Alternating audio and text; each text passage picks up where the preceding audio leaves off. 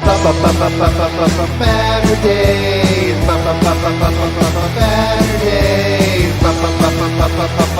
Baturdays. Omnidog in the miniature of comics. Talk forever, get right your ergonomics. Taking questions from the chat. With a name like that, you think they talk more about the fact. Baturdays. Baturdays. Baturdays.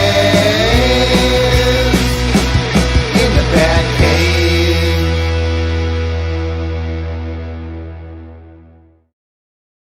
Woo! Baturdays in the Batcave. I'm Omnidog, and my guest is the fabulous Claypot collector Taylor Talks Comics.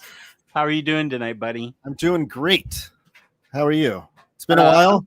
Yeah, it has been. I feel like you were one of my guests, though, before I got sick. Back in September, maybe? Yeah, I think that's, September? yeah, I feel like that's the last time I was on. Yeah. So I had you back on, so it's great. And you're doing better? Yeah, I am. I've had some symptoms today, but not bad enough to affect my day, which is good. So I celebrate every day now. After how sick I was, I wake up and I'm like, let's go, whatever. I want to do something. And of course, I go into my chair and just sit and read the digital newspaper all day. So I didn't put it up. And the reason is because I forgot it. It's surprising no one. This is our holiday gift guide for 2025. Yes. Okay. We're going to help you buy gifts for your loved ones. Sure. We can have categories. Do you buy comics for relatives or people that maybe not read comics very often? Do you try to like force comics on people? I've tried to. It hasn't stuck with anyone. I got my sister The Fade Out by Brubaker and Sean Phillips because I love that book and I thought she would dig it, but no. I feel like I've even given Mouse to a couple people, and I can't remember what the reaction was, but it wasn't good. They sort of, I can't remember who I gave it to. Yeah, but then one of my friends 40 years ago or 35 years ago, he's Jewish, and he said he read it and it was powerful. He read it on his own, not with me suggesting it. And of course I was all, oh, would you like other recommendations about graphic novels that could change your life? And no. You could have gone with Art Spiegelman and said, like, he also did this series of cards called Garbage Pail Kids. Oh, that's right. It's very similar to Mouse. Like, it's same guy. Well, I can guarantee you, my friend and I, we were only 25 at the time. We definitely collected Garbage Pail Kids cards back then. Have you read the new series they've had for Garbage Pail Kids? There's a comic about them? Oh, they've been doing they've done a couple series now. I want to say it's Dynamite, but I haven't read them yet, but I always see the covers of them and they always seem like hilarious. I just haven't given it. They did a crossover with some property recently. Someone in the chat will probably know. Happy Cena's last match night. Don't it be here for the show, but Jess is looking foxy as the Colonel and Taylor's looking fine as Green Lantern, talking about the brilliant thumbnail by James, of course. Hey, everyone. Hey, Bat Cato. Is Omnidog finally going green? Oh, because I was a Green Lantern. Did everybody pick up on what was on my ring in the thumbnail? Look at what was... shoot. Where is that thing? Did I already... if you look at the thumbnail, something is my ring is shaped like something as a Green Lantern or a Colonel Sanders type of Green Lantern. So that was a really good Easter egg for James. If I can, let's go, Cena. We were really running that late. 8:03 we got on. But okay. Hey, Yeah. Razor, I have insider information that there will be no Batman-related discussion on this episode of Baturdays. You are probably right, but maybe we'll throw a curveball in at you with our gift guide, our holiday gift guide. Yeah, maybe we'll be gifting someone some Batman. Yeah. Oh, here's the world's biggest Supergirl fan, Kenny. Hey, Jess and Taylor loved the Supergirl trailer and got Tom and Jerry Golden Era Mythology Blu-ray disc set today from Amazon. Nice. I did not watch the trailer. I want to go in completely blind. I didn't either, and I feel like I do the same thing. Like I try to avoid trailers. Like sometimes I'll watch a teaser. Like I watched the teaser for the Superman trailer, and one of the greatest teasers ever. That's all I needed. They had like subsequent trailers that were much longer. I was like, I don't need to see this. I saw enough. I'm excited, and I love the movie. But I will say, I think I might be one of the few people in the world that didn't love the comic that this was based off of. Woman of Tomorrow or whatever it is.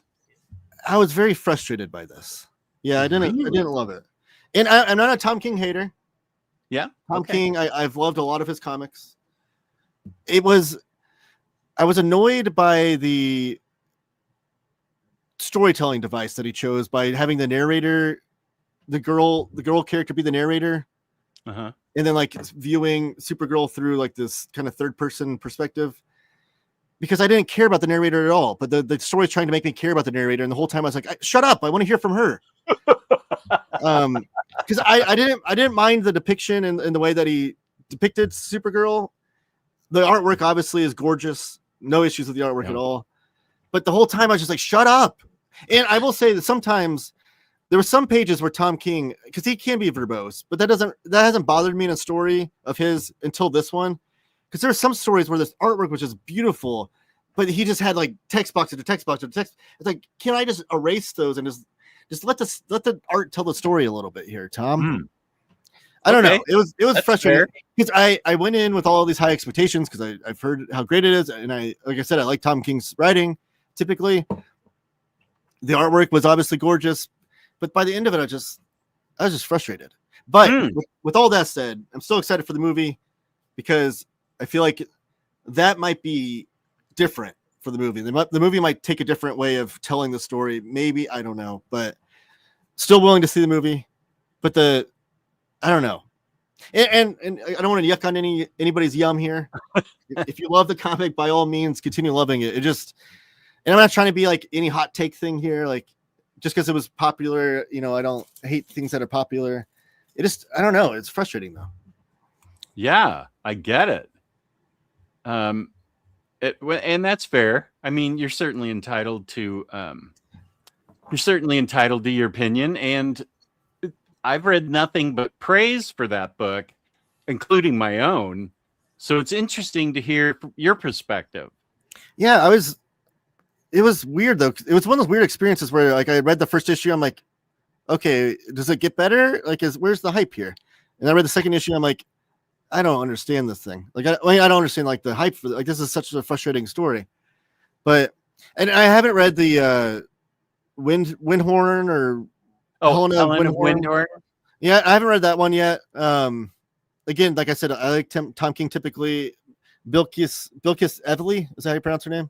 I think so. Yeah, she did Helen of Windhorn too. Yeah, tremendous artist. Yeah.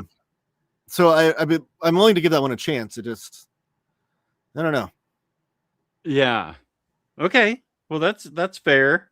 I mean, I tend to really like all his stuff. He seems to be a writer that I feel like is writing to me. Not that I have a crush on him or anything, but I feel like he's boy, I do sound like I have a crush on him.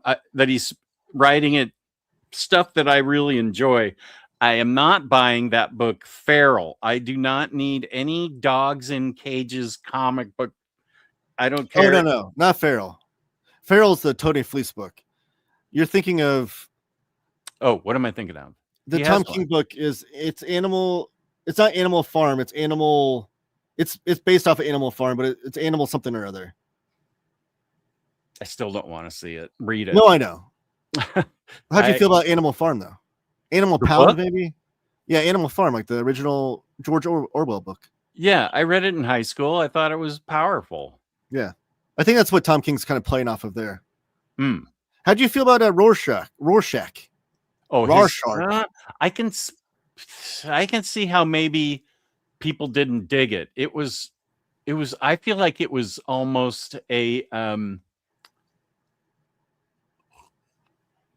experiment that he was trying, like maybe a new style where it felt like it was smashing two different stories into it practically. Like on the Tom King meter 1 through 10, I give Supergirl Woman Tomorrow 10. I give the Human Target 10, but Rorschach, I think I'd give a 5 to. I mean, Where's Mr. Miracle on that scale? well, I bought the Absolute, so he's up there, 8.5 probably. Rorschach was interesting because I still don't know how I feel about that one. Which I feel like that in itself is kind of high praise because it makes me want to reread it. Like it makes me want to go read it again and to like form my opinion on it. There was a lot of interesting things in there, and I will always say this: I would much rather a creative talent take a chance and like swing for the fences than play it safe. And I feel like that one was like really him swinging for the fences and trying something different. Maybe he struck out, maybe he didn't, but it was still him trying something new. And there was some really interesting bits in there. Like the Frank Miller being the Steve Ditko character was interesting. Yeah, That's an interesting story, especially when you compound that with the Frank Miller relationship with Alan Moore and how they don't get along. So it's like Frank Miller's a star in this comic based off of a Alan Moore character. And then also the Otto Bender thing in there was interesting. Like that's right. Which is a true story, by the way. Yeah, I don't know if you ever heard that story. Where I hadn't, but afterwards I heard that it was true. Yeah, where Otto Bender it's Frank Miller, Otto Bender, and Frank Miller's really young, like early in his career, and a couple other comic creatives, and they all like were literally around this, and Otto Bender's like, let's summon the dead or whatever, let's talk to the dead. And it was during a time when Otto Bender was going through a really tragic part of his life. I don't think his wife had passed yet, but his daughter did. His daughter died in a car accident. I don't know if you knew that or not. I didn't. And that was like super tragic for him and his wife, obviously, as you can imagine. But like it sent him on a downward spiral where he started abusing alcohol and things. So he was kind of like out there. And then like they go over there, and I think Frank Miller's talked about that experience. I could be wrong. Someone can correct me, but I think he talked about it where it's almost like they were placating to him and just kind of like playing along to like, because they felt bad with the situation he was in. So they're kind of playing along with like, yeah, let's talk to the afterlife here. And obviously he's trying to probably talk to his daughter or whoever. And I don't know if his wife had passed to that point or not, but super, super tragic. But and I think that Tom King using that in the story, I don't think he was disrespectful at all. It was just like it's a super interesting comic book history moment. Like Otto Bender and Frank Miller, even in the same room together, is interesting. But then you add in all the other layers, and so that kind of like it's kind of like this extracurricular stuff out of the story that I knew about that was making me like intrigued by the story, which may or may not be good storytelling. I don't know, but at least it worked for me. So I feel like I should read it again. Yeah, I kind of want to.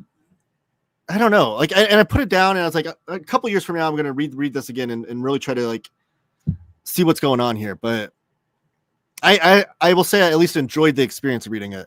Yeah, and I want to reread it to kind of form an opinion on it. But that's a good point you made, though, about swinging for the fences and trying the experiment.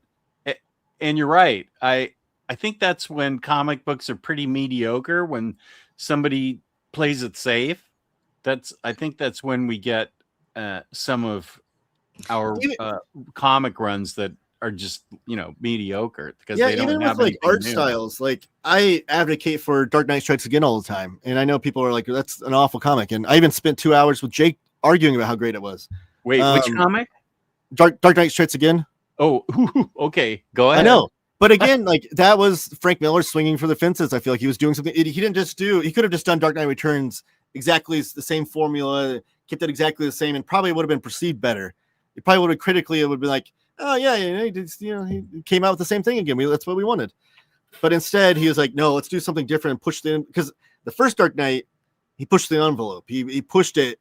He did something completely different out of left field. Nobody was expecting it. So rather than do that same thing again, he again pushed the envelope, did something people weren't expecting. Wasn't received as well, but I admire that more than him just rehashing the same exact thing he pumped out 15 years before. Yeah. Okay. I get what you're saying there too. Have we talked about All-Star Batman and Robin? I don't know how we got here from holiday gifts, but it's a good tangent. We're talking about gifts that we would give people that we don't like. Okay. No. All-Star Batman and Robin. I've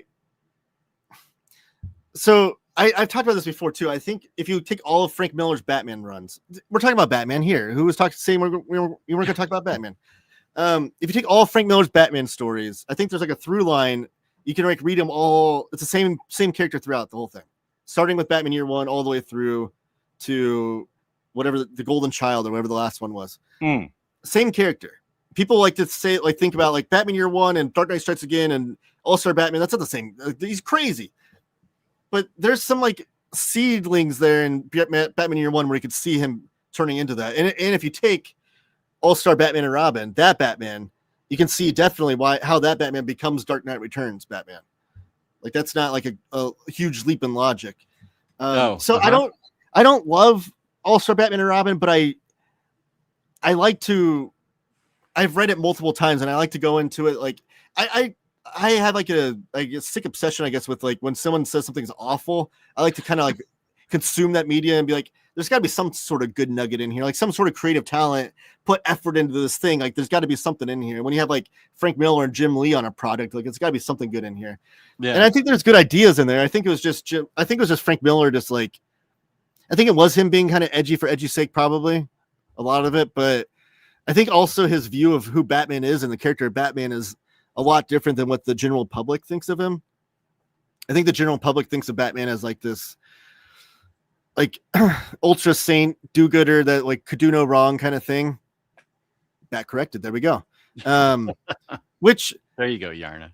Obviously, there's iterations of Batman that applies to, and I know people like have like this sacred kind of like connection to the Batman character where they like don't want to see him perceived as like this a-hole like he is an all-star Batman or Robin.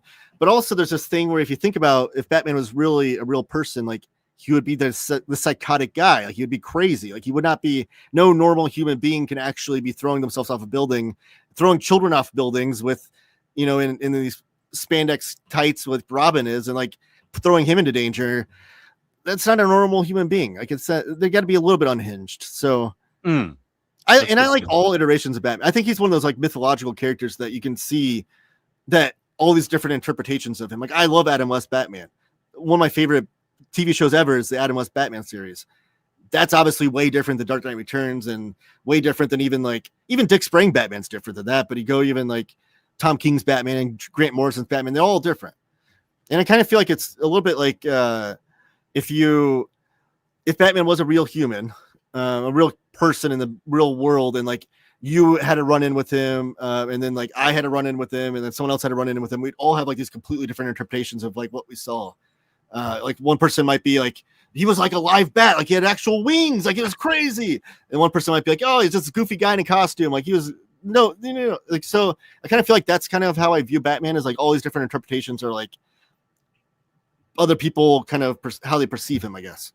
So I don't think there's one way Batman should be. Is my that's a good point, because I don't think that's true of Superman, that there's so many different interpretations. I agree with that too. I think Superman is only one thing, which is not a bad thing. I feel like if you start to push things with Superman, I feel like you're going away from the character. Yeah. And it might be because of things like Adam West Batman being such a thing in our own brain canon, I guess, of like where we visually have seen Batman perceived in all these different ways that we have to accept it. And we haven't seen Superman perceived in all these different ways. I mean, obviously, there's like the Elseworld stories where Superman's bad or whatever, but Yeah. we haven't had like a Superman TV show where he's this awful human being and this jerk. We haven't had like every iteration of Superman we've seen has had like some tether to like the main character and who he is. So I don't know. Yeah, that was great. Thank you. I don't know if that made any sense. That's just my rant of the night. It was really good. Hey, Kaigon Jin. Mr. Tex, what's up? I have your pops. Oh, Harley with the hammer. Oh, frick. Of course, the hammer and the spiked bat was up there, but it fell. So I'll get it together here. Chris Brogan's here. Sergio Zuniga art. Did you draw your avatar? That's really good.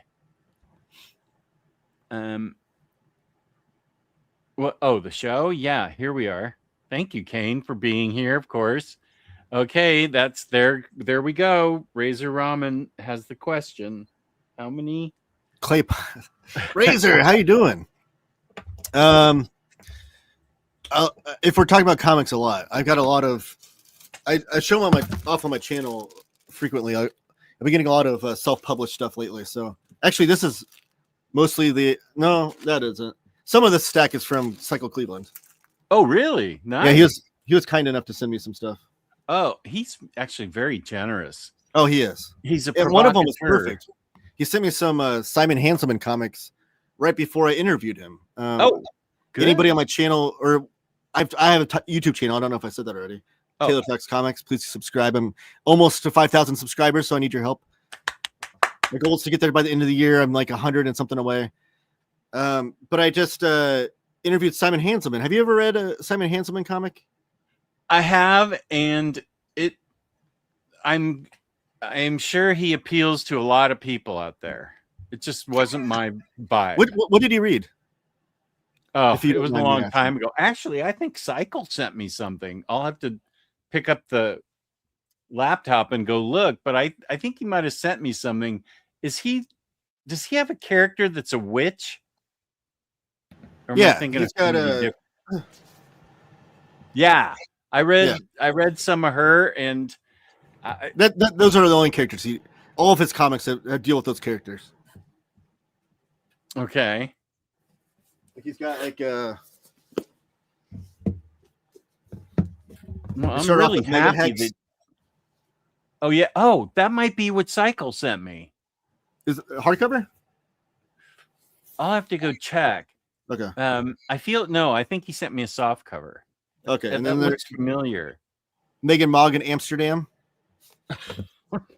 And then One More Year. Look at the book design on that though. That is cool. Does he design his stuff? Oh yeah, he does all his book design. He did say in the interview that he had help with this one.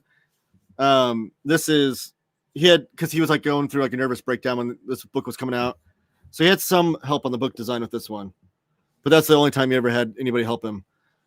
But so I want to pitch the series because I feel like it's good. I'm going to let you do it while I go look to see what Hanselman Comics Cycle sent me. This will also be my first gift idea for someone. Oh, good. Okay, take it away, buddy. So if you have anyone in your life that is into like adult animation, like Simpsons, Family Guy, Adult Swim, then this is a series potentially to recommend to them. But this is the Meg, Mog, and Owl series. There's been a number of different books. The most famous one is Crisis Zone, which unfortunately I don't have, but I'll get to that in a second. Now, some of these are in canon and some are not. There's this very deep canon, but the main characters are, try to get my lighting there. You have Meg is the witch. This werewolf guy is Werewolf Jones. Here's a good one. Owl is the roommate, and then Mog is the cat, which I think is on this cover right here. So you have Meg and Mog they're together, and I know that sounds weird, but this is a weird comic. Stay with me. But then Owl is like their roommate, and Owl is like the one that always follows the rules, kind of gets annoyed at them because they're always breaking rules. This is very much a stoner comic. A lot of drug usage throughout this. Werewolf Jones is like the Kramer character, if you're familiar with Seinfeld, like the crazy guy that's always popping into the room. But he's like Kramer if Kramer was on PCP. Again, weird comic. But it's hilarious, just like any sort of adult animation cartoon is. I guess I could flip through some pages here. And Simon has an amazing art style where everything is practical. What you see on the page here is what is on his page. He works on mostly computer-sized paper, like 8.5 by 11, and everything is penciled, drawn, and colored on that paper, and then just scanned in. And he does all this with watercolors and food coloring, actually, is how he paints this as well. His artwork is brilliant. But most of these characters, it's hilarious. But the true heart of what makes this series sing is the mental health kind of stuff that it dives into. Because eventually, especially if you start here, which is where it starts with Mega Hex, the first like 100 or so pages are all kind of comedy. It's just like these stoners getting into issues with the drugs and like trying to find ways to, get money to get drugs. It's kind of like Fabulous Furry Freak Brothers, but for a new age. But then eventually it gets to this point where May goes through her depression, which I think I just flipped to. So let me find that. Maybe. Oh, yeah. So this is Meg's depression. This is on page 142 of this book. So 142 pages in, it turns into something completely different. That's her depression and what it looks like. Anybody dealing with depression can imagine it kind of feels like that sometimes. And once she goes through her depression is when this series really starts to take over. And Simon himself has gone through a lot. Everybody go watch my interview. Even if you've never read a Mega Mod comic, I think it's a fascinating interview for a lot of reasons. But sorry. But a lot of it's autobiographical, things that Simon has dealt with in his own life. He had a really rough upbringing in Tasmania, Australia, where his mom was a drug addict. She was. He even told stories on my channel about how he never really liked holidays growing up because he would have like this morning where his mom was literally shooting up heroin under a Christmas tree and asking him to like tighten the belt for it, and he's just like, so he had these horrific views on holidays and childhood and family. Now Simon has a daughter and he like loves the holidays and loves spending time. He's trying to do right by her and be a good parent because he didn't have any good parents. So it's a really beautiful kind of happy ending for himself. But a lot of this is autobiographical. So there's like a lot of crazy hijinks and like way out there things like underground comics with an X kind of stuff, like Robert Crumb and at its worst kind of stuff. But it's even kind of more haunting knowing that some of this is autobiographical. Like some of the stuff he talked about was like, people would call him an edgelord and be like, yo, you're just trying to be edgy to be edgy. And it's like, no, like that actually happened in my life. They're like, oh, what's a scene? Like this scene's so offensive. Like, how can you do this? And he's like, because it happened in my life. Like, I don't know what to tell you. Wild stuff. But these characters are so lovable and so fun. They all have distinct personalities. And what's cool about him is he knows these characters so well that he's put them in different situations. So if you're wanting to get into this, these are the 3 books. These are all canon. These are all going to be reprinted into 2 thick trade paperbacks. And those are all autobiographical? They're not. No, these are all Mega Mug and Owl. But the stories themselves, like it's a stoner comic of like adult animation, like funny stuff. But some of the crazy stuff happening in here is autobiographical. Like, okay, that's actually happened in his own life. But so these 3 books are going to be. He's going to reorder them and put them in a nice reading order into 2 thick trade paperbacks. Because right now, it's called Megmog and Owl in Amsterdam, Mega Hex, in 1 more year. It's like, which one do you read first? Oh, okay. He's going to fix that for you. It's going to be a nice 2 trade paperbacks from Fantagraphics. The first one comes out next summer. And then it started off with Bad Gateway was the next big story. And this is like in like a European album hardcover. It's a beautiful book. And this is where it really gets into like the mental health issues and things. Meg is kind of a stand-in for Simon. Oh. And this is where you start to deal with his issues, her issues with her mom, mirroring kind of his issues with his own mom, which I just told you about. And it's going to all build up to this story called Meg's Coven, which is like the story that he called it as Winds of Winter for any, who's the George R. Martin? Yeah. Is that his name? Yeah. how he's been like teasing the story for a number of years. And they even had a Game of Thrones even told the story, whatever. Makes coming. He's been teasing the story for like 10 years now. He says it's like kind of hard to. He's written it all out, but it's kind of hard for him to get to that material because it's like a lot of trauma, rehashing trauma of his own. Oh yeah. But he's eventually going to get to it now. Oh geez. Oh, hang on one sec. I have. Cycle sent me this. Okay. That I don't think that's a good sample size for this. I'd say. Go ahead. I want to take it back. I don't think I actually read this witchy character. I think I'm confusing it with another indie creator. So I take it back. I apologize, Simon, if you're watching. Peace and love. Sorry. You don't think this is a good first book for me to read? Or magazine? Okay, so let me finish my point and then I'll get to okay. that. So those are all in canon in the story. Now he's done stories that are out of canon, which is kind of fun. This book right here collects a lot of his mini comics from throughout the years. You can see like all the different paper stocks. Because he's been writing these characters for like 20 years now. But this is hilarious because it looks like a pill bottle, right? Like the yeah. But you could take it off too, and it's like an actual book. Oh, cool. But this always cracks me up when I read this part because if you go into the indicia part in here, it says storage notice. This book has been designed primarily for toilet reading. Please shelve toilet adjacent.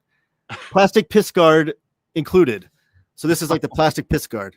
Okay. There is some bathroom humor. I know you're not okay. Well, in love with that, but the other books that are getting collected into two editions, yeah, I feel like that would be better for me. Maybe that would be the better starting point. Yes. Okay. Or the book that I can't find right now for some reason. It's called Crisis Zone. So now he knows these characters so well that during the pandemic, literally every day during the pandemic, like from the day one, he started this new out of canon series, the Elseworlds story, but with all these same characters and the same personalities, where he took them through the pandemic. So on Instagram, he was serializing the story every single day. It was like you'd get 9 panels or 10 panels or whatever of these characters going through the pandemic. So literally, when we would know a piece of the news story of this crazy thing happening, the characters would, and then they would react to it. So that's been collected in a big oversized trade paperback called Crisis Zone.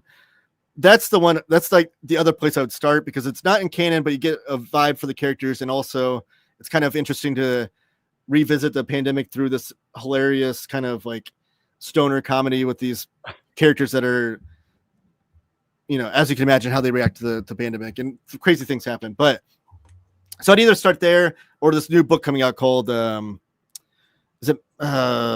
it called? I know it's the perfect edition, but let me see I want to say it's Mega Hex, but let me see for sure. And it's due out in July, but Simon did say in my interview that it might be late because Mega Hex Perfect Edition Volume 1, and it's $29.99. But that's I don't know. It might not. Go ahead. Sorry. That's going to be printed in the summer or later. It's supposed to come out in July of 2026. Yeah. Okay. But he's just like an amazing artist. Like his painting is great too. This one is called Below Ambition. This is where Werewolf Jones and Meg have a band, and it says their band is Horse Mania and is a test to the audience's patience. Proudly the worst band in town. So they go on tour together, and they're awful. But it even came with a 7-inch too, like a little flexi disc. Oh, cool! Because Simon is in. He's been in some bands too. I think Horse Mania is actually one of his bands. Oh, okay. But he's like an amazing painter too. Like, wait, let me highlight you. His painting is beautiful. Oh, wow.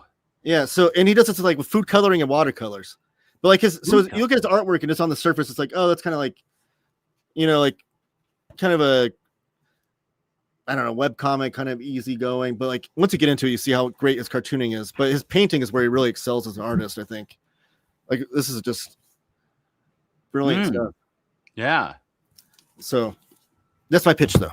If you have someone in your life that's into like those adult animation kind of cartoons, like Adult Swim, Simpsons, Family Guy. This is definitely more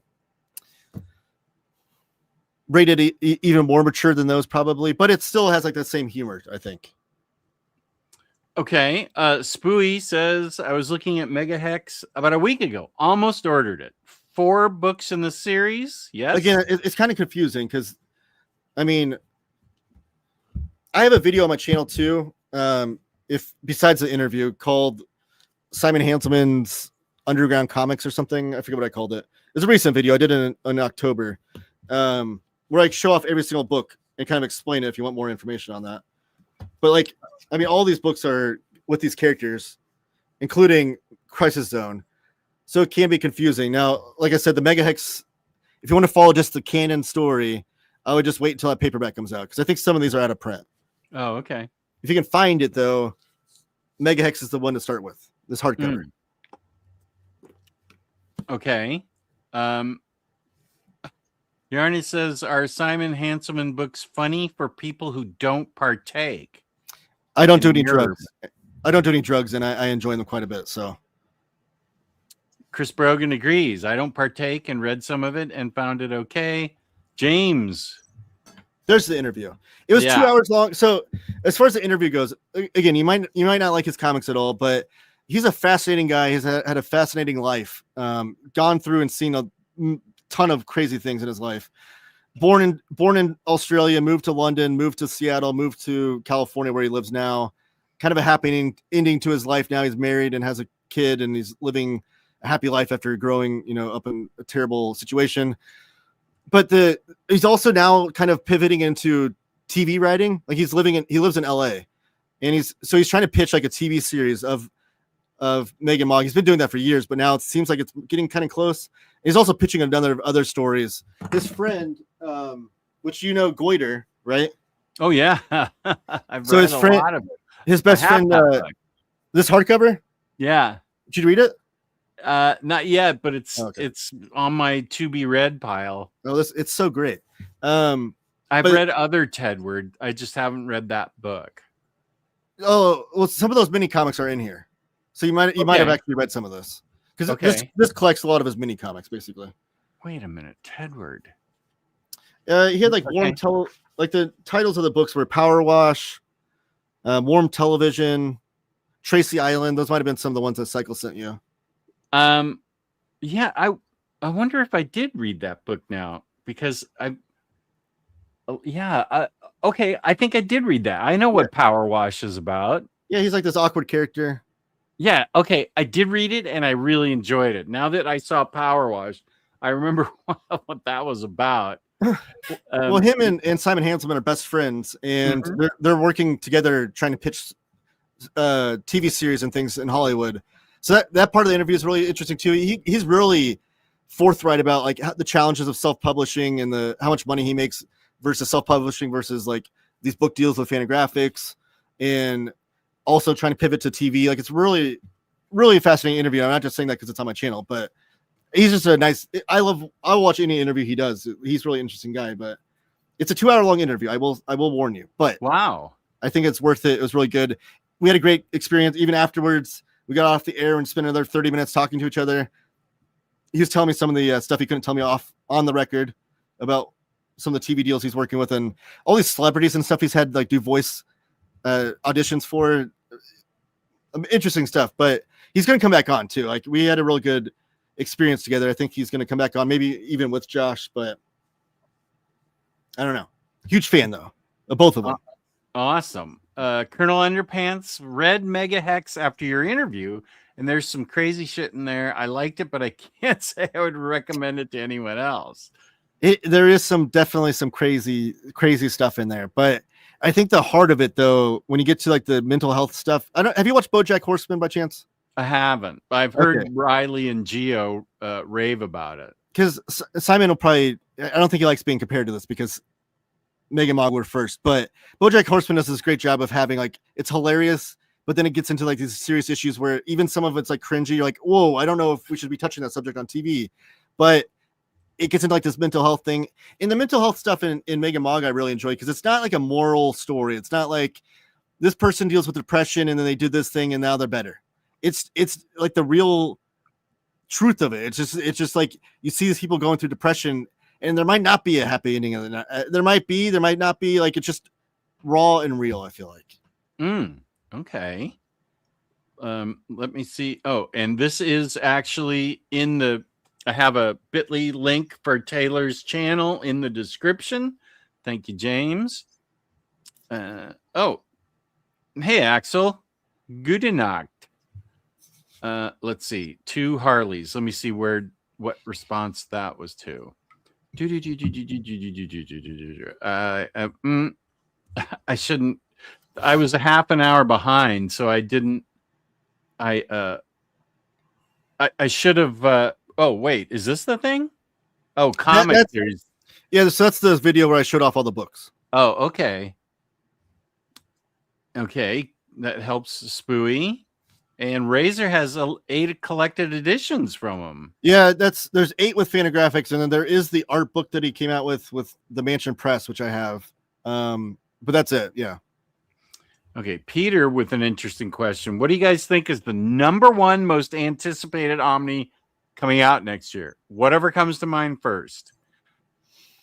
I don't know what everyone else thinks of, but my #1 most anticipated book is Bronze Age Batman #1. Ooh. The first one that came to my mind, 2 popped in there. So sorry, but Suicide Squad Volume 2. Ooh. And Shade the Changing Man Volume 2. Oh, great. Bronze Age Batman, though, is up there. Yeah, I didn't think it would ever come out, so I'm extremely excited. Also, there's the Absolute Edition. Are you getting both? The Neil Adams Absolute and the Bronze Age? Neil Adams Absolute. Yeah, I'll get that. Yeah. I'm a total idiot. Yeah. Of course. Jose Villarrubio's not working on it, though. I was kind of sad to hear that. Oh, he was the one that initially wanted to take it over and redo it. He pitched the Absolute Edition series with him. Oh, he said that we could do it 2 volumes, and he pitched it to him. And then I don't know if they turned him down at that moment, because that was a couple years ago. I don't know if when they decided to do it, if they approached him with it or what. But I looked like a real big jackass, because when they announced, whenever Dom posted the news that it was being released or whatever, I messaged Jose, who I message sometimes, and I messaged him it's like, hey, congratulations, the Absolute Edition, like, can't wait for it. And he's like, yeah, but I'm not working on it, so thanks. Oh, jeez. That blows. Yeah. Okay, here's James. Taylor talks down with YouTube. Oh, I need to get your Discord. Well, yes. Omnidog's Vault Discord. So there we go with this. Oh, I know what Mr. Tex was saying. That's the pops that he gave me. So they're displayed right in what's becoming my entire wall of Harley stuff. He sent these to me. Oh. Whoop, what am I doing? There we go. So I really appreciate it. Mr. Tech sends me Harley t-shirts and Harley pops. Very generous guy. Thank you, Mr. Tex. Are you getting the Mad Love Deluxe Edition when it comes out? Probably. I didn't know it was coming out. I'm sure you have it you have that story probably somewhere else, but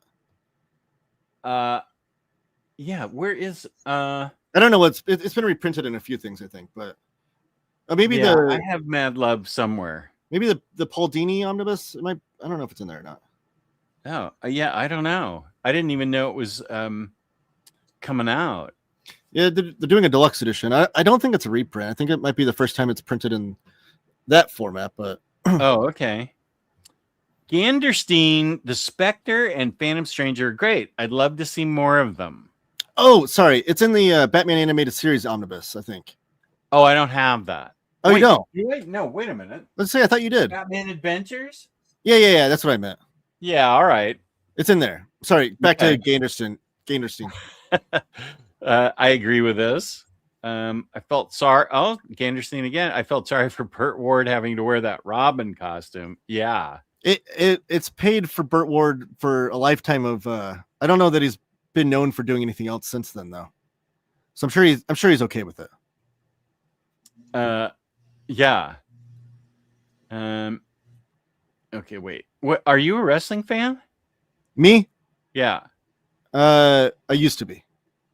Not that I'm Oh. like not anymore, but I used to be like a diehard wrestling fan, Jess. Like from like Oh.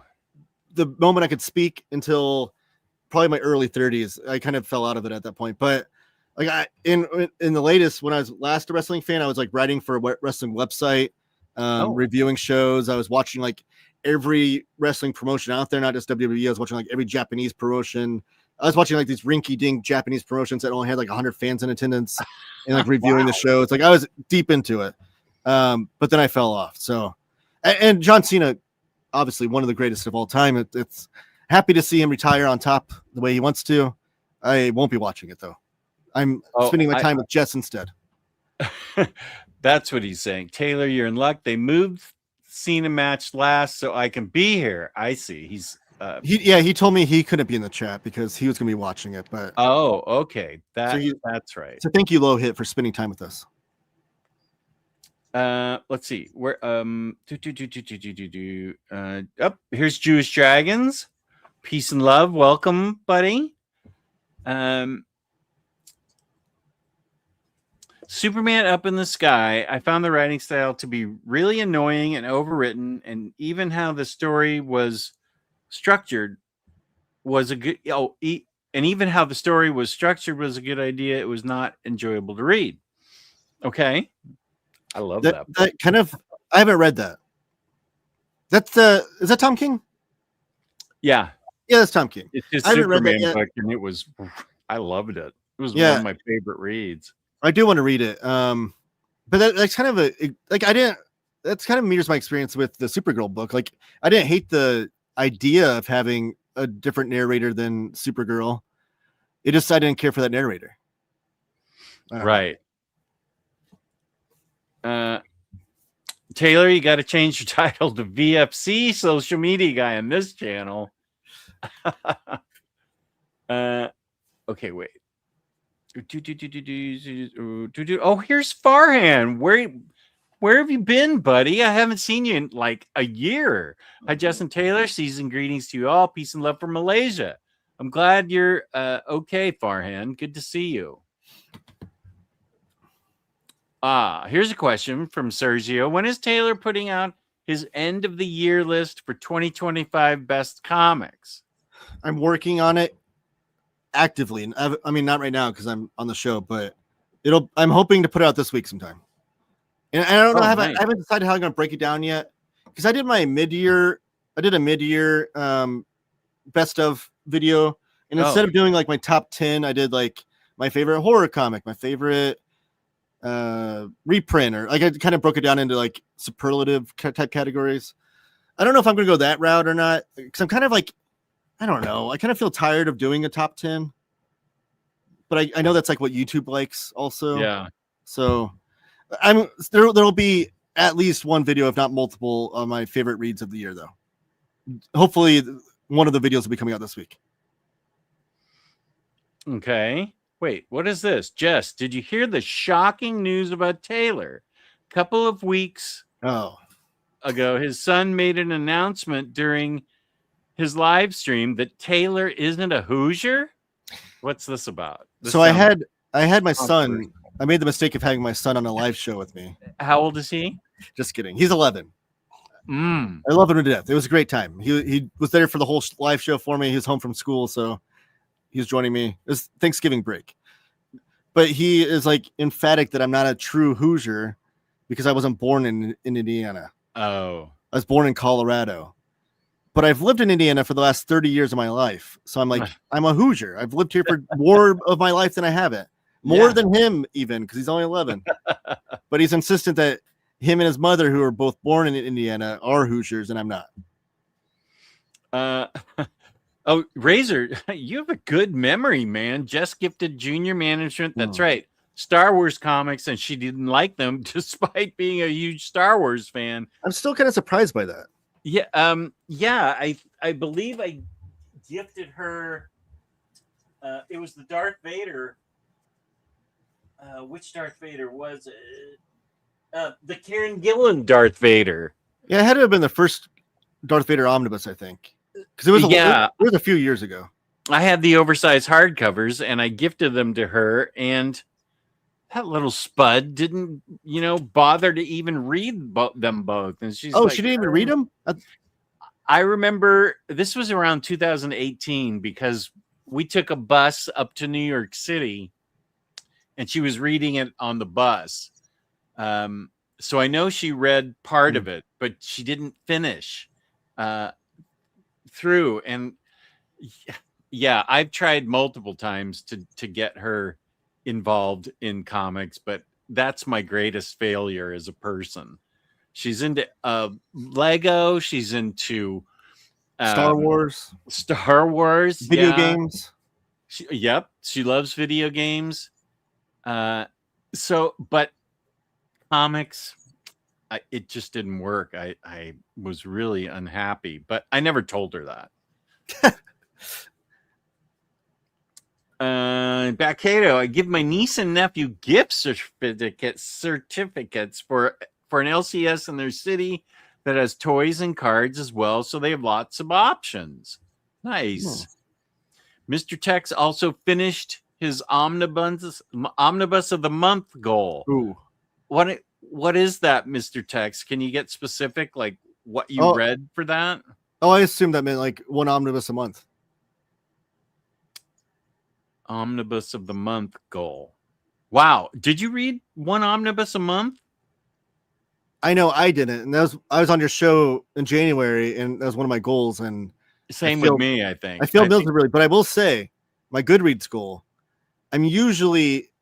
I've hit my goal every year except for one, but usually every year that I'm hitting it, I'm like pounding through the last week of trying to read as fast as I can. But this year I met my goal before December even hit. By the end of November, I nailed my goal. So next year, one of my goals, though, is to read one prose book a month.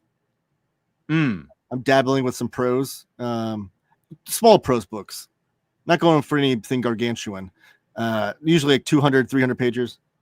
But so that'll be interesting if I meet that goal or not.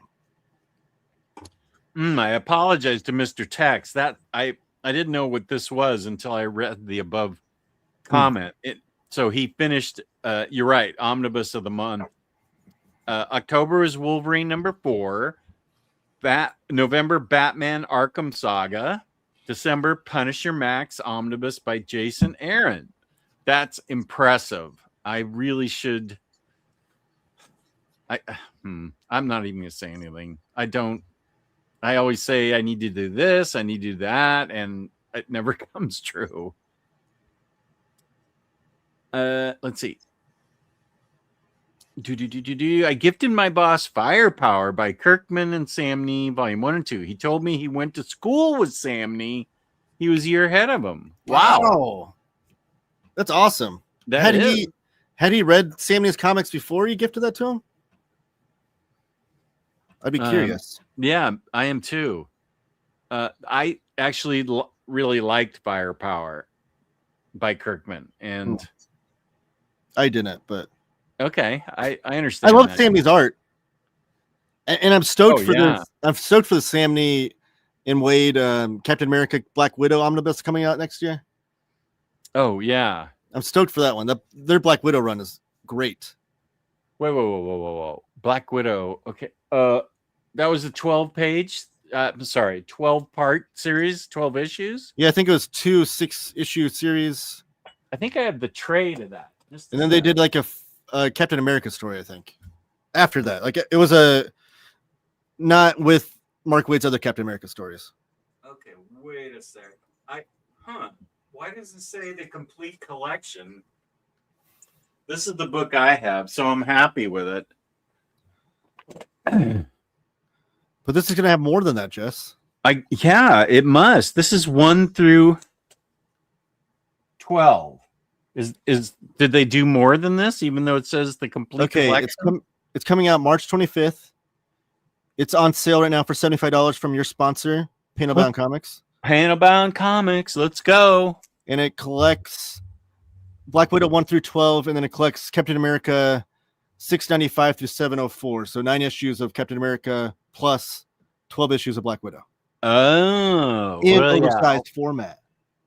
Yeah, I'll get that. You talked me into it just by telling me it existed. And there's 2 cover options, one with Black Widow on it, which is probably, I didn't see the cover you showed me now, but it's the one where she's on the motorcycle, jumping out of a building, like shooting behind her. Yeah. Yeah, I really enjoyed this, but I need to reread it. I got the artist edition of that run. Oh, yeah? That's beautiful stuff. It collects every page of the first 6 issues. Wow. Let's see what's happening down here. Raw Shark.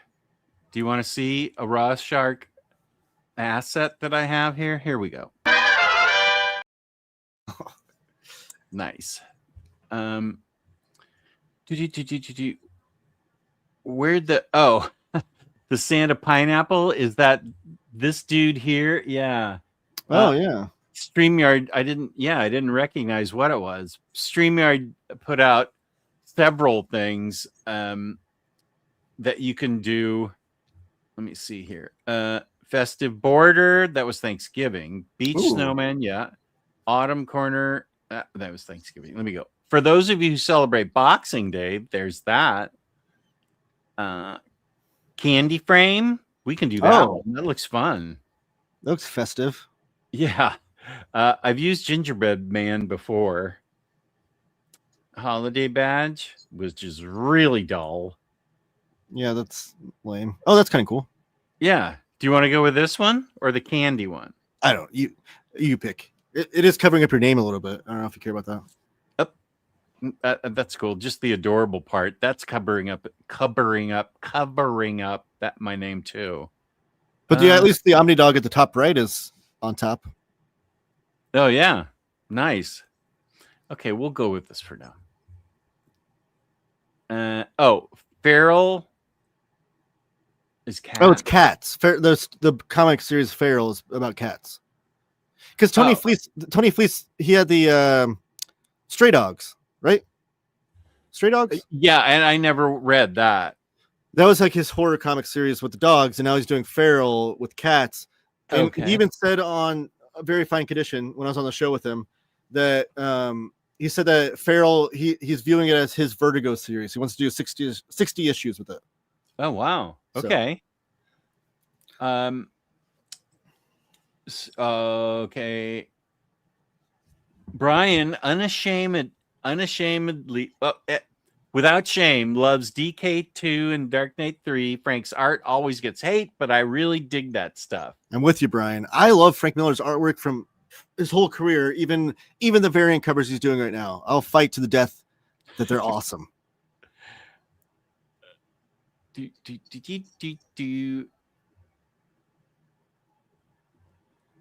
Interesting. The thumbnails made me realize that there needs to be more bearded lanterns, especially awesome long wizard beards.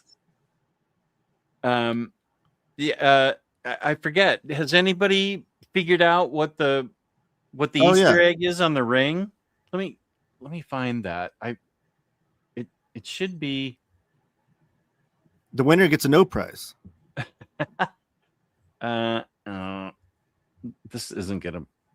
No, this is my YouTube folder is ridiculous. Oh, here it is. Okay, this is gargantuan. Let me see if I can shrink it down. My ears look like I'm Alfred E. Newman on this. Let's see. Let me see. Oh, yeah, right there. Let me get this Nope. Hit the wrong thing.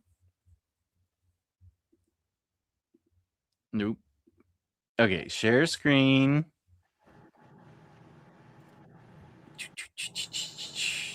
Okay, let's see how this looks.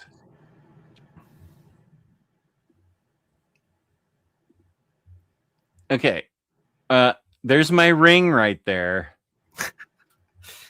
And I'm Colonel Sanders because I guess it was last week that we talked about Kentucky Fried Kentucky Fried Chicken, Colonel Sanders was in 3 comics that DC produced. Oh, I never had heard of those.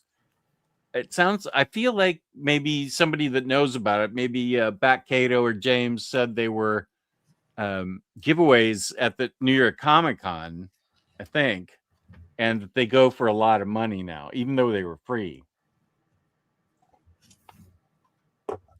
I think anybody that watches would probably get this.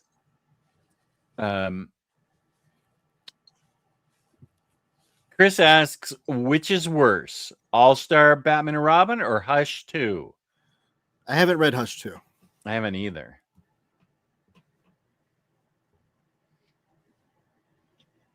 Is Jim Lee, though, an artist that's like I feel like the most recent series that he's done interiors for have gotten like progressively worse as far as like critical acclaim go. Because like All-Star Batman and Robin is supposed to be this huge thing. Like you have Jim Lee and Frank Miller in the same book, and obviously the critics bashed it. Hush 2, or you did Hush, which was great. Everyone loved it. Hush 2, though, everyone's like, I don't know about this one.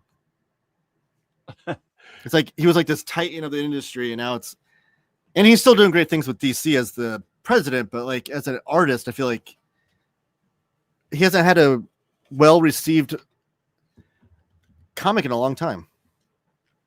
Oh,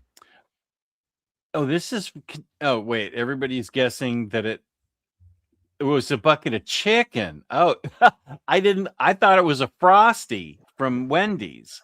Oh, I assumed it was a bucket of chicken too. You're Colonel Sanders. Okay. But it's me and I love Frosties, so that's what I would do with a green ring. Why would Colonel Sanders have a Frosty? Because it's like he likes them. That's the competition. Okay, you guys are right. I can't even I can't. Well, James made this, right? Yeah. Well, what's he say? Is he in the chat still? I'm guessing so. Taylor, did you read Annihilator yet? So cool. Is it the Grant Morrison comic? Annihilator.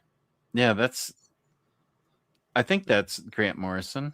I feel like I have already read that. I always mix that up with another series, though. CNSS, how you doing, buddy? Thanks for tuning in. Oh, you certainly should. Oh, no. I have not read that one. Cookies tonight. What's that? I've not read Annihilator yet. Is it by Grant Morrison? Yeah, it's Grant Morrison and Fraser Irving. I always mix that series up with it's the other cosmic horror story series. I think you don't like it. Is that Nameless? Nameless. That's the one I always mix it up with. Oof. That was rough for me. I like that comic. I feel like our tastes in comics are diverging. We used to have such a similar taste, and now they're like, yeah, you're actually. This is interesting. You are actually moving towards experiencing more challenging, interesting things like indie comics and self-published comics, and I'm moving in towards nothing but superheroes. I don't know. I just love superheroes. I do have plenty of other books that I like. I think we all go through phases though. Like I feel like a couple years ago you're in a phase where you didn't really care for superhero. Like I mean you still loved them, but like you're more interested in exploring Image and Dark Horse and like there's other offerings. Yeah. So maybe, you're right. Maybe it's just a phase. Yeah. That's a good point. Thank you. I am very much in that phase though. Like I've been selling a lot of my omnibuses and I'm just like I'm never gonna read these things. I'm gonna get out of my house. I'm sure in a couple years though I'll probably be like wanting to buy them back. I don't know. Hey Jean Remy, hello. How are you handsome gents doing? Mostly gonna be lurking because I need to study. Understandable. Kane says in January, I will be on my third Brando Sando read. I will be starting with Stormlight Archive 5, followed by his Secret Project books. It will take a whole year to read all of these. See, I don't think I'll ever Wow. read that much prose. I'm reading more like Kurt Vonnegut, like 200-page books. I don't think I could read like a long series like that. I did try the right. I am going to try. Sorry, the Dungeon Crawler Carl series. Have you heard about this? No. It's supposed to be a blast. It is about this guy. I haven't read this yet, so someone in the chat might have read it, but it's like a seven volume series too. But it's about this guy that gets trapped in a dungeon with his ex-girlfriend's cat, whose name's Donut. And the only way out of the dungeon is to like fight his way out, but he's stuck on this like reality show where people are like watching him try to fight his way out of this dungeon. That sounds awesome. It's supposed to be like hilarious and like off the wall, just like super fast read because they're just like, I don't know. But so I'm gonna start this next year and see if I enjoy it or not. I think it is getting a graphic novel adaptation soon, but I'll read that then. So this is one of the prose books I'm reading next year. Cool.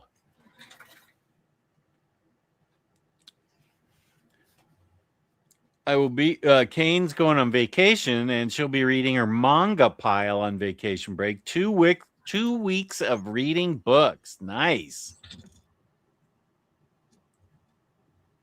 Soon, Razor, soon. I haven't even started that yet. I always stop at book 3 and I have to go back, so I'll have to start over again. I would love to think I could do it next year. Oh, Sergio has a question. Taylor, when are you going to get your wife on the show? Oh, I don't know. I've never asked her to be on. I don't know. I don't know if she would. I mean, she'd probably be. She doesn't read comics or anything, so I don't know if she would have any hot takes on comics or anything. She'd probably just talk about how I have too many books and she wants to get rid of them. But she's hilarious though, and I love her. She would be probably roasting me the whole time. So maybe your guys' enjoyment. I can ask her though. Okay, good. That's a good idea. How long till a Dark Patterns Deluxe? Dark Patterns is getting released, I think, in January, right? Is it a deluxe or is it just standard hardcover? What is that?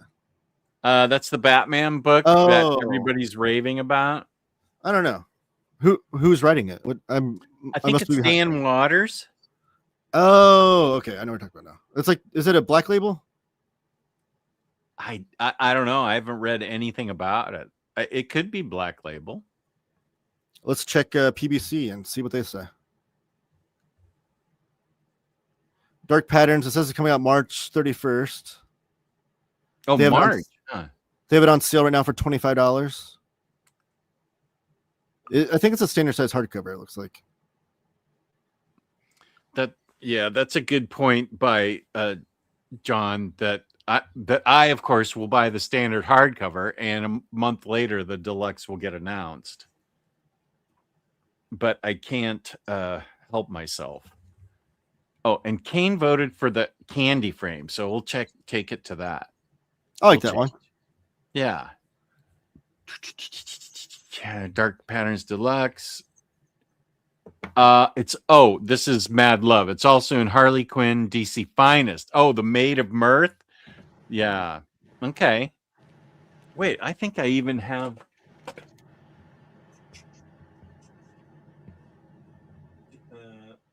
Do I have Mad Love here? Harley Quinn, Batman Adventures. What? That's weird. I thought I had Mad Love up here for some reason. Okay. Apparently I do not. It's somewhere else. It's worth owning and reading. It's like the best Bruce Timm drawn comic, probably.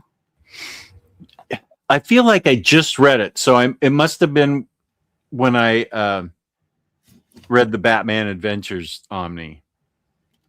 I still need to pick that up. It's really fun. And the I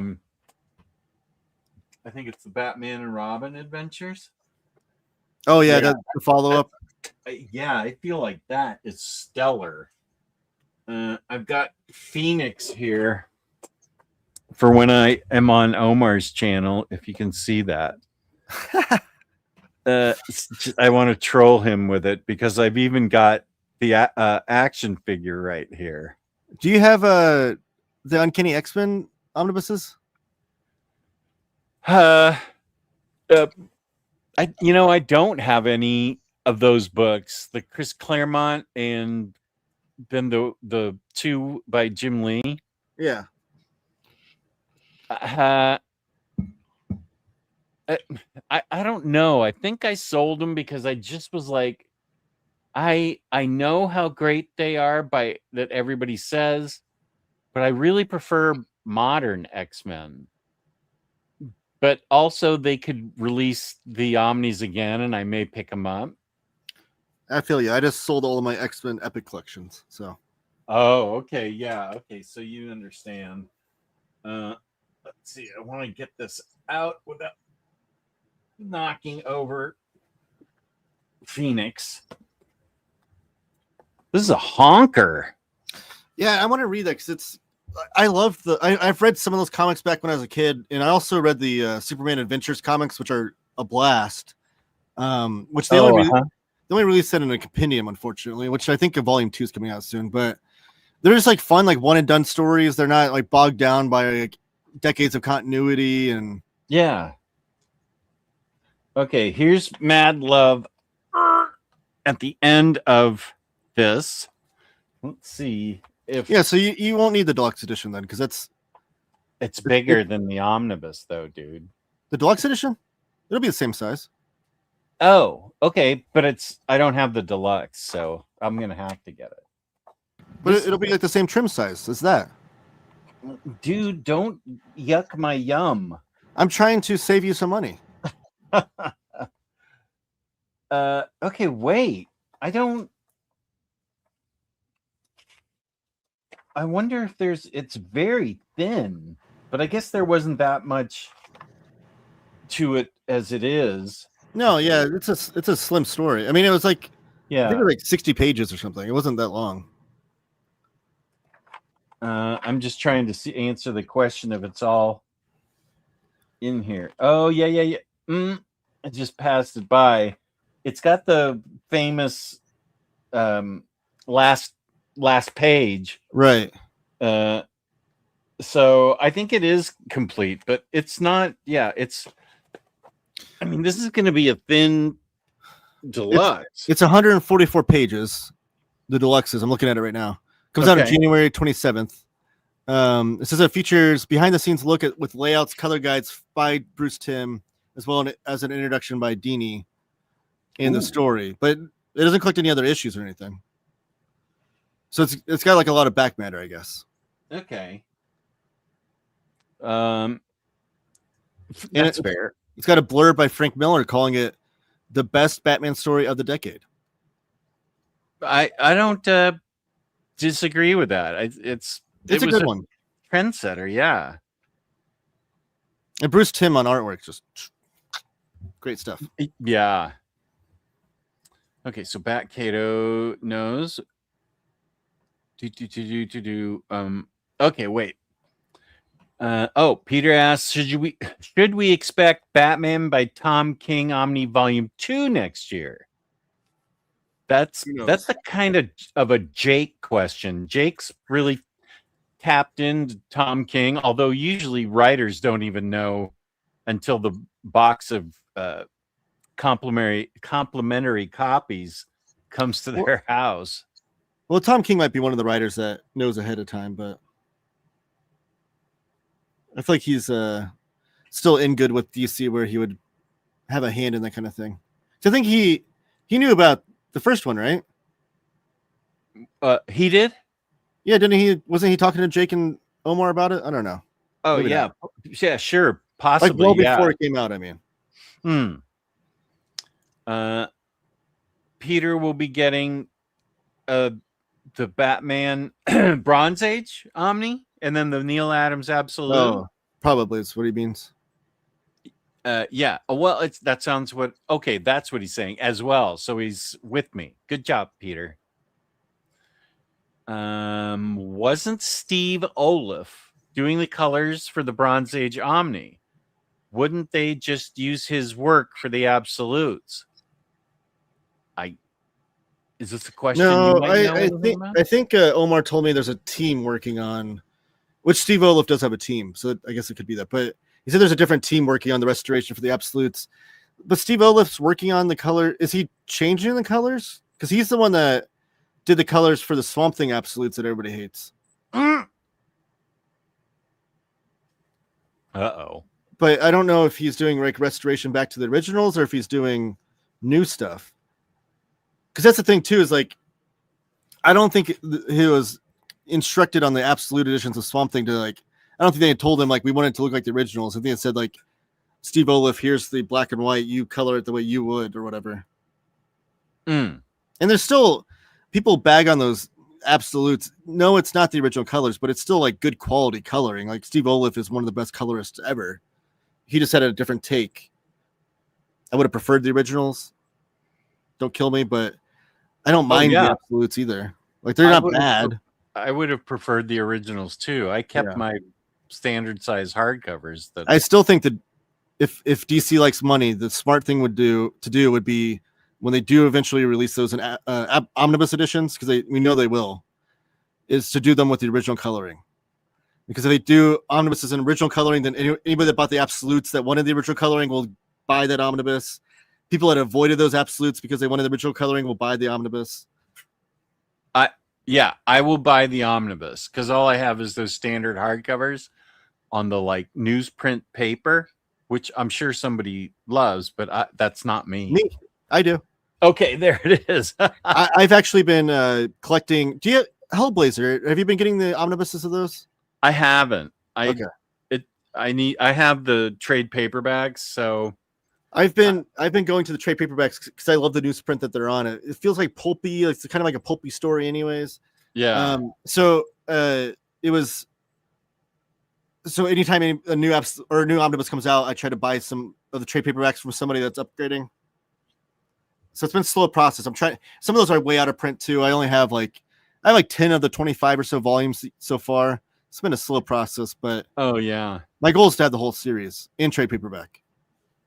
I mean, if they start putting out more Hellblazer Omnis faster, or just keep releasing 2 or 3 every year, then I would consider getting it, because I need, I'm a completist with that, so I need 1 through 300.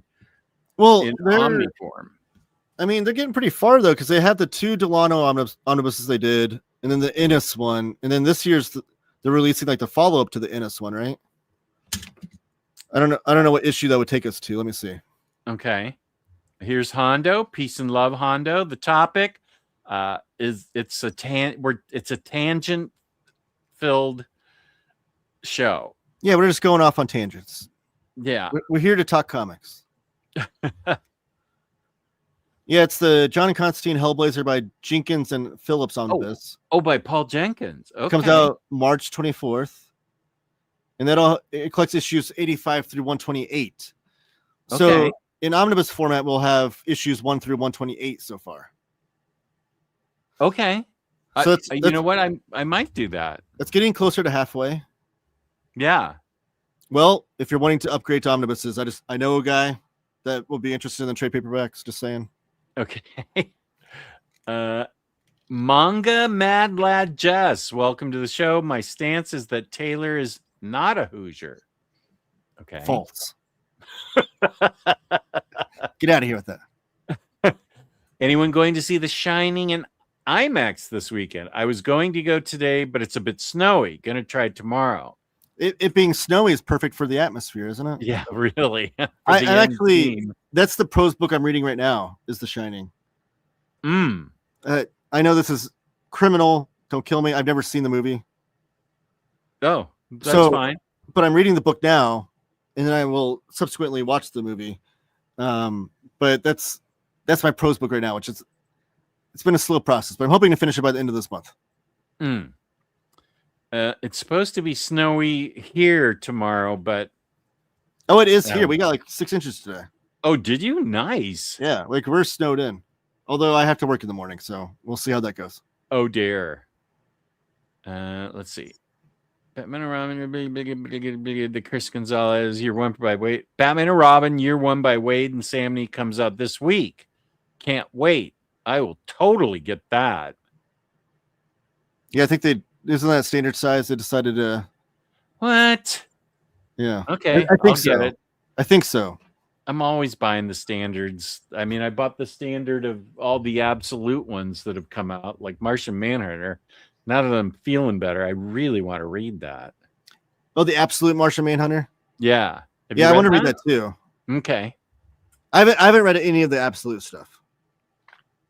So I read the first 3, Batman, Wonder Woman, and Superman, and really enjoyed all of them. I can see why people feel like Wonder Woman's the best. I'm not sure I could make that judgment. They were all 5 out of 5s for me because they hit the 2 things that I really look for, and that is the main thing is that I care about the characters, and that what's the other blanking on what I really like. I care about the characters, and I guess it's a cohesive story. I'm gonna have to think about that. Usually it's care about the characters, but I know I feel like I had 3 rules of what I want in a comic book. That's a great video idea. I was just thinking that. Yeah. 3 rules. Okay. I'm a little bit fuzzy right now because it's close to Grandpa's bedtime. But I feel you. yeah, that's a good idea. I will do that. Thanks for saying that.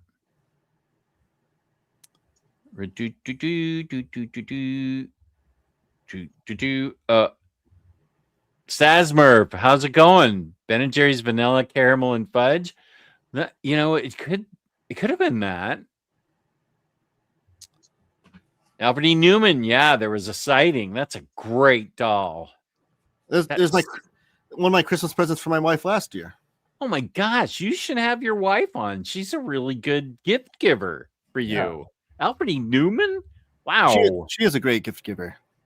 It's one of her I don't know, her many talents, I guess. Yeah, awesome. I remember there was that 5-year time or so when different actors. Oh, I remember that. We're playing Colonel Norm Macdonald. Just thinking of him always makes me laugh. Hilarious. I was just watching. I don't even know how it came up, but I was just watching his appearance on Conan O'Brien the other day when he was. What joke did he tell? It was the actress that was in a Carrot Top movie was with next to him. I forget her name. But you know Carrot Top, right? Oh, yeah. Yeah, Carrot Top. And she was like, it was when he was trying to become a movie star, I guess. I don't know. Back in the 90s. And she was in a movie with him. And I forget, Norm Macdonald's just like roasting the movie, though. And Conan O'Brien's like, I have this guest on my show trying to promote this movie. And Norm Macdonald's just like going on, like roasting Carrot Top in the movie. And like, was the woman was going to be on after Norm Macdonald? Well, she was on after him, but he was still on the couch. Yeah, like it was the time when Conan O'Brien would still have like all the guests on the couch whenever they go. It's like Norm Macdonald was the first guest, but then he slid over while this woman came over, and as she's talking about it, he's just like roasting him. That's great. Yeah, he's like, "What's the movie called?" And she said, "Chairman of the Board." And then Norm Macdonald's like, "Oh, I bet board is spelled B-O-R-D-E-D." I need to see that, and I'm probably one of only 2 people in the United States that likes prop comedy.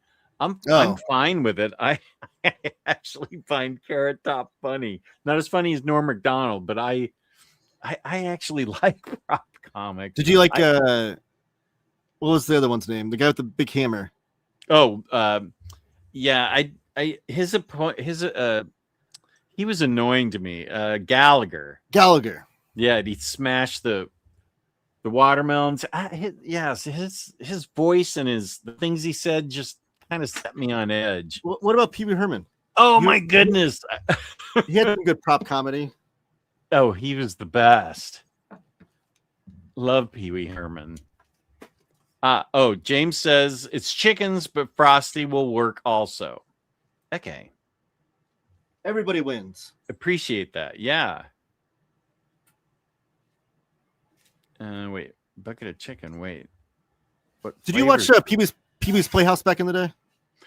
As a matter of fact, right before my wife and I were married, we would watch Pee Wee's Playhouse in the morning, Saturday mornings together, and eat Fruity Pebbles.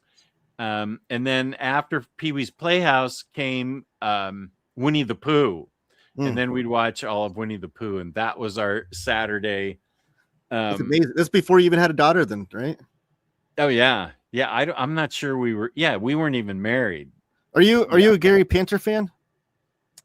I'm not a fan. Okay. I like his stuff. Yeah. He did the Pee Wee Herman set, right? Yeah, he did the set designs. He won like 5 Emmys for it. Oh wow. Yeah.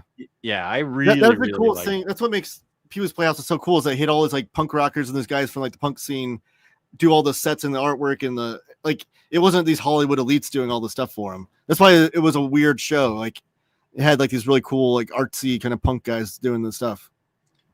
How many years did that go? I think 4 or 5 seasons. Oh, good. It was one of the first shows I bought on DVD back in the day. Oh, cool. And I love that show though. It's so many weird things about that show that I love. Yeah, it's amazing that show lasted 5 years. It lasted 5 episodes. Yeah, because I know like it had. I think the DVD set was 2 box sets, if I remember correctly, but I think it was 5 seasons. Oh, okay. Let me look it up here. Oh, am I your father? I like everything my dad just likes. Okay, all of a sudden my opinion on you has changed dramatically. I'm very much in favor of you making comments. Yeah, it was 45 episodes, 5 seasons, plus a Christmas special. Oh man, I would love to see that. Is it streaming, I wonder? I don't think the show is, but I think you can find it on YouTube. Oh, okay. I think the Christmas special might be streaming somewhere though. Because I was going to watch it this year with my family too. Yeah. It's on. Oh yeah, it's on Tubi. Tubi. I wonder if I get Tubi. Oh, you don't know Tubi? I sort of do. What is that, like Amazon's free channel or something? I think you can access it on Amazon, but it's Tubi. Tubi, and it's free. And what's on there? The Christmas special? Yeah. Oh, okay. There's a lot of good movies and TV shows on Tubi, and it's free. There's commercials. Okay. There's commercials, but good. I won't scoff at it then. Annihilators by Josh Simmons. Oh, the new one? Oh, I thought you were talking about the Grant Morrison. There is a Grant Morrison comic called Annihilator. The new Josh Simmons book that was published by the Mansion Press. I've not, but I definitely want to. Wait, what was the first part of that? The Mansion Press is the publisher. It's a new comic that came out. Josh Simmons is the cartoonist. And I do want to read it. I have not read it yet. Let's see. Kane picked up the new Zatanna, the one by Jamal Campbell. I have that and Black Canary that I need to read. They just came in. Actually, I'm going to put them in a haul video once I get my other order. But here is what Razor got from Crumble. Let's see. Wait, 1, 2, 3, 4. S'mores brownie cookie, molten lava, holiday birthday cake, turtle cheesecake, holiday M&Ms, and chocolate chip. Is that all the cookies you got, Razor? Or is that what your selection was? It's probably all the ones you got. You probably got the big box of them. Yeah. Dungeon Crawler Carl is amazing. Kane knows a lot. And so does CLS Rugs. DC is doing great superhero stuff. You're right. Yeah, low hit there. CLS Rocks. He's at the comic shop every week picking up the new stuff. How do you know him? He's in I have a group chat that I'm in with a bunch of other comic fans. Oh, okay. On He's in there. Discord? No, it's on Facebook Messenger. Oh, okay. Hey, that's going away pretty soon, like 3 days from now. Facebook Messenger? Yeah. Are you pranking me? No, I'm not. That would be a good prank. But why? Messenger. Facebook's disappearing. Facebook doesn't want to support it anymore. So I think you're lying. You're messing with me. I have not heard anything about this. Yeah. Like it's just going away? Like they're just getting rid of it? Yeah. Within I think they say it's ending on the 15th of December, but I feel like they're giving you 60 days before it all ends. Let's see. Did I have? Oh, darn it. No, I had it. It took me to a web page that told me all about it. But yeah, it's going to be. Oh, wait. Well, this is like an email. Don't click that link, Jess. What? Is this an email you got about this? Don't click the link. Don't click what link? It's a virus. Don't. I was just kidding. No, it looks real to me. Interesting. Well, I guess I won't be talking to Low Hit anymore. It's a bunch of corporate baloney. A little bit of all caps Cycle Cleveland stuff. DCC audiobook is perfection. That's the Dungeon Crawler Carl. Oh, okay. Is Princess Donut? Did you say Princess Donut was in it? That's the name of the cat. Oh, okay. And it's his ex-girlfriend's cat. So I'm interested to find out what that dynamic is like. And I guess the cat talks too. So. Oh, cool. She's real snarky, apparently. Perfect.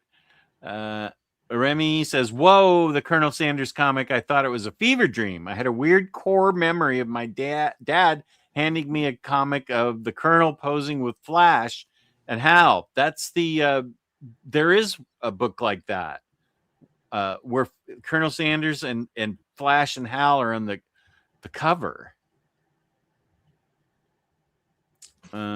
You two should do an Invincible book club. That's actually a pretty good idea. If Taylor wants to do it, I wouldn't be against it. So famously on the comic book YouTubes, I'm known as like the Robert Kirkman hater. Yeah, me too. What you are too? Yeah. Sorry, I don't mean to take the thunder from you. You were the OG Robert Kirkman hater. I don't mean to take that from you, but on my channel and things, people know me as not liking his comics too much. But because I don't think I've ever read a Robert Kirkman comic that I did like. I don't think he's that good of a writer. I think he's a great comic book marketer. I love what he's done with Image Comics. He's given a lot of people opportunities. The Walking Dead is an incredible gateway comic. A lot of people, it's like a lot of people's first comic. Same thing with Invincible now. It's becoming a lot of people's first comic. Love all of that. So I'm not trying to discredit the guy. His comic book writing is just, I feel like he does like twists for the sake of twists all the time. And I feel like he gets bored with the story. So he's like, let's throw in a twist. And it makes no sense. There's no foreshadowing. It drives me nuts. And also, I hate the way he collects his comics. I can go on days of that rant. But Invincible, how does he collect his comics? Because there's no chapter breaks. Oh, yeah. I agree with that. It drives me nuts. Like I don't understand the thought process here. Especially Robert Kirkman, a guy that like all of his writing is hinged on these cliffhangers and these twists. At the ends of each issue, he paces out each story as an issue because that's how it's written. But then when you try to collect it in a book, just piled together, all those twists and cliffhangers are just gone. They're washed away. And I've heard people say like, well, he wants you to read it like a novel. Novels have chapter breaks. Yeah. It drives me nuts. I don't understand the thought process there. And then he is so bad about it. That's now flooded anything that comes out that's Skybound. So all those new Energon books everyone's hyped up about, the way they're collected, no chapter breaks. He's ruining Dana Warren Johnson books by doing this. But Invincible is the one major series of his that I've not read and given a shot to. I'm willing to give it a shot. It's my last hope. If I don't enjoy that, I don't think I have any other reason to ever read a Robert Kirkman comic. I years ago I read the first trade and I thought it was like, all right, like no big deal. Apparently it's a big twist that happens a few issues later that I've not encountered. But I'd be willing to do a book club of it.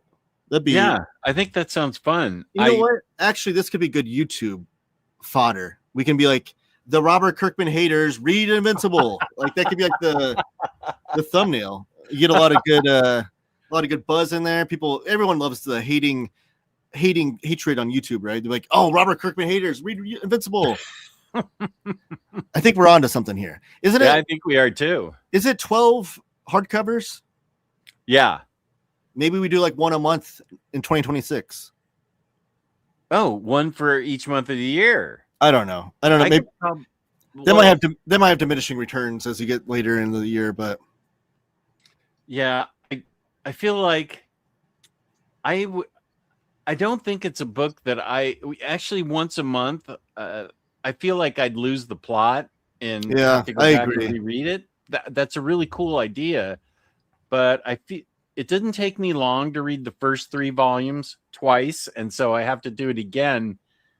But I think maybe 2 books or 1 book a day for 12 days. I think that's too much to ask. Or 1 book every couple weeks. His comics are fast reads. Yeah, I did enjoy Invincible, the first 3 books.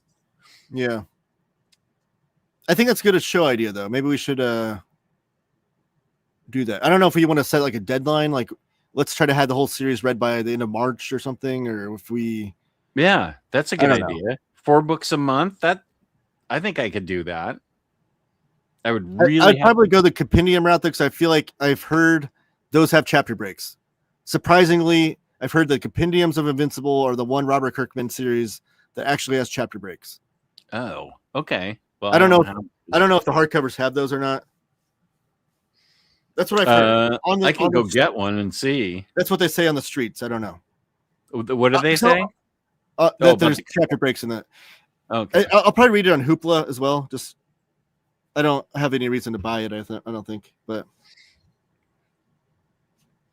okay. But on Hoopla, they have like every format on there. Like they have like the compendium, trade paperbacks. Yeah. So, are you getting rid of all big 2 books, Taylor? Not everything, no. My omnibus shelf though. As far as I have more DC omnibuses right now, I think, than Marvel, which is wild to me. I grew up as a Marvel kid.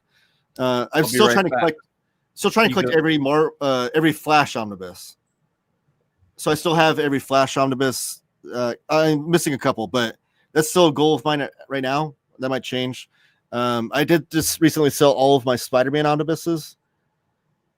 I had Amazing volumes 2 through 7 or 2 through 6, I think, and then Spectacular and Web of. I still have my Fantastic Four Kirby and Simon one. Any Jack Kirby omnibus I still have. I don't think I'll ever get rid of those. I'm too big of a Kirby fan.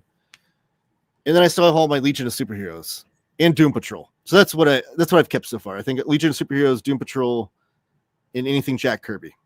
And then some other ones here and there, like Silver Surfer by All Red. I still have that one. So no, I'm not getting rid of everything. Just a lot of big 2 books, I guess. Because I still have like some of the odd stuff here too, like Plastic Man by Kyle Baker. I'll keep that. I do still have like the archives that I'm trying to collect of Plastic Man. So yeah, there's still stuff here and there that I'm collecting. Marvel stuff. The CC Beck Auto Bender stuff. I'll still be trying to collect that. I feel like I'm just a ranting madman right now. Where's Jess? Is he still there? Right here. Okay. What's happening? I just felt like I was rambling. I was just like no, I appreciate it. Yeah, the old man rambling that no one was listening to. Interesting. Peter says, I wasn't really blown away by Uncanny X-Men Volume 1 and 2. Hear better things about Volume 3, though. I feel like Yarny. Okay, I don't go know. I ahead. feel like volume 2 is when it really kicks into high gear. So if you didn't enjoy that one too much, I don't know. If you still have them though, go in and read them. Because volume 1 it starts off a little slow, I will say, but once it gets to like the Dark Phoenix saga, which I think bridges volumes 1 and 2, Yeah. that's when it's like peak good stuff. If you don't enjoy that so much, I don't know that you'll enjoy much of Claremont, unless you have a preference of artwork like the Silvestri stuff later on. You'll prefer better than the John Byrne stuff, maybe. I don't know. Yarny says sold all X-Men Epic collections. If I keep only one Marvel thing, it would probably be those. LOL. Yeah, I had every mutant related Epic collection. That's kind of my goal. But then it got to be too much, and those things are getting like high in price. I really don't understand why Marvel's pricing those so high. They're like the Epic collections. Some of them are getting up to $59.99. Whoa! For an Epic collection, when you have DC across the street selling their DC finest for $39.99, and they're like 250 pages longer than the Epic collections. I think Marvel's really pricing themselves out. I could be wrong. Maybe I'm crazy, and the Epic collections will still sell really well, but that's getting up to be too much. And I know if anybody in the chat says this is going to drive me nuts, I know nobody buys them at cover price. We all buy them at discounted rates on all these websites. I get that, but those discounted rates are still higher when they increase the cover price. Speaking of cheaper, getting books cheaper, you go to Panelbound Comics, formerly Organic Price Comics. Use code Omnidog for $2 off your order. Big savings shipping 4 or more books together with code OmnidogSit. You save 5% off your order. That adds up. That 5% is a really excellent value. And I know I'm behind on comments, but let me just take a second to say that next Saturday, December 20th at 5 p.m. Eastern Standard Time, I'm going to be hosting with other Epic co-hosts a charity fundraiser for comic books for kids. And so I'm asking a bunch of people just if they could spend 10, 15 minutes, whatever they want. And Comic Books for Kids donates comic books to children's cancer hospitals, which is really amazingly generous, as the charity puts 100% of their donations towards buying comics. Mark, who runs the organization, takes nothing out of the donations for himself. So that is really an amazing organization for sure. Yeah. And the fact that he doesn't take any cut is amazing too, because you do hear horror stories about these charity programs where the CEO is like a millionaire. Yeah. He gets paid like millions of dollars, and you're like, where's my money going to? But yeah, that's a great organization. Definitely support that one. So I'm putting out videos, 2-minute, 3-minute videos. I just put one out today. I'm just going to keep promoting the heck out of it till next Friday. Just with 2-minute videos to remind people and stuff like that. So peace and love, peace and love. Hope to see you next Saturday. Oh, whoa, what happened? Crisis was in the chat. Are you still in here? What? Crushing Crisis? What?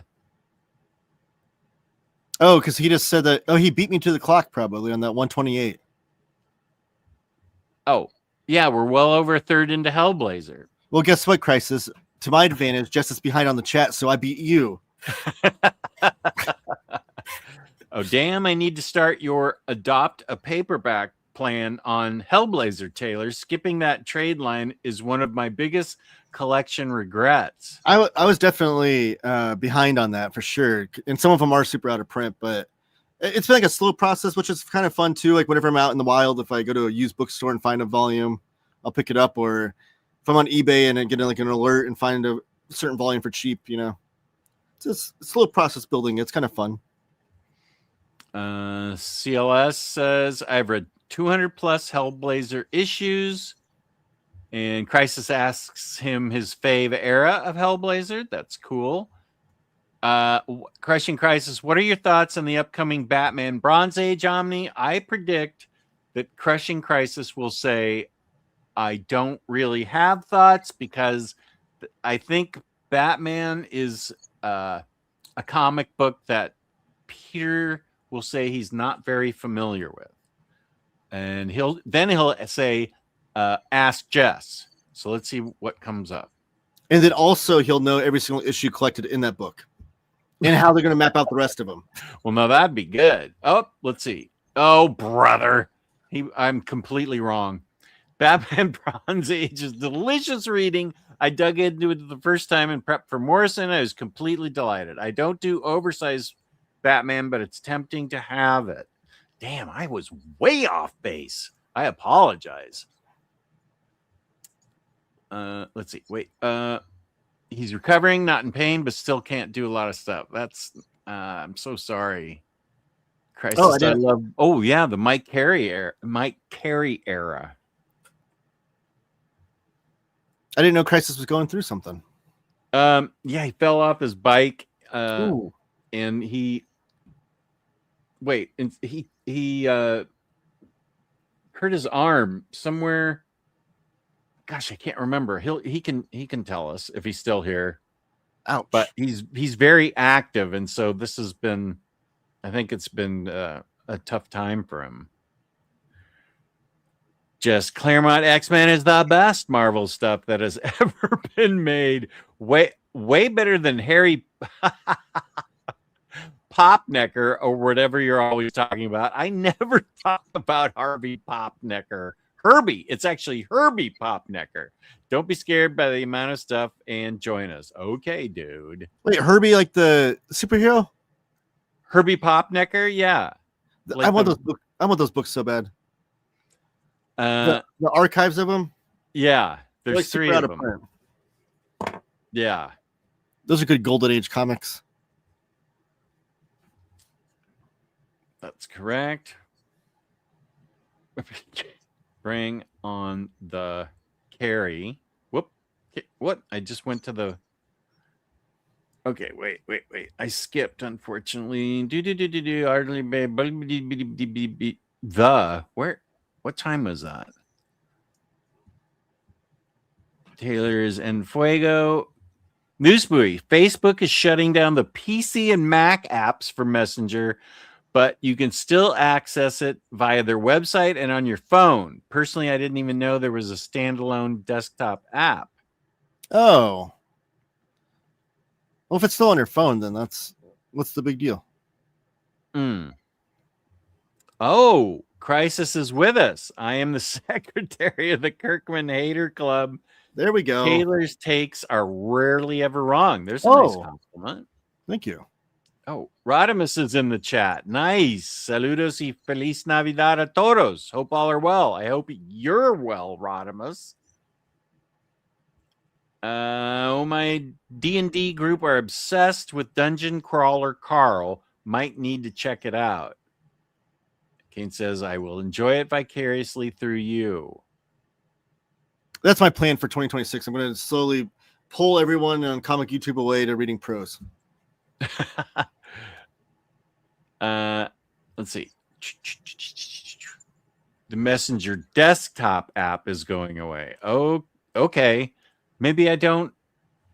Well, why do they keep feeding me the messages?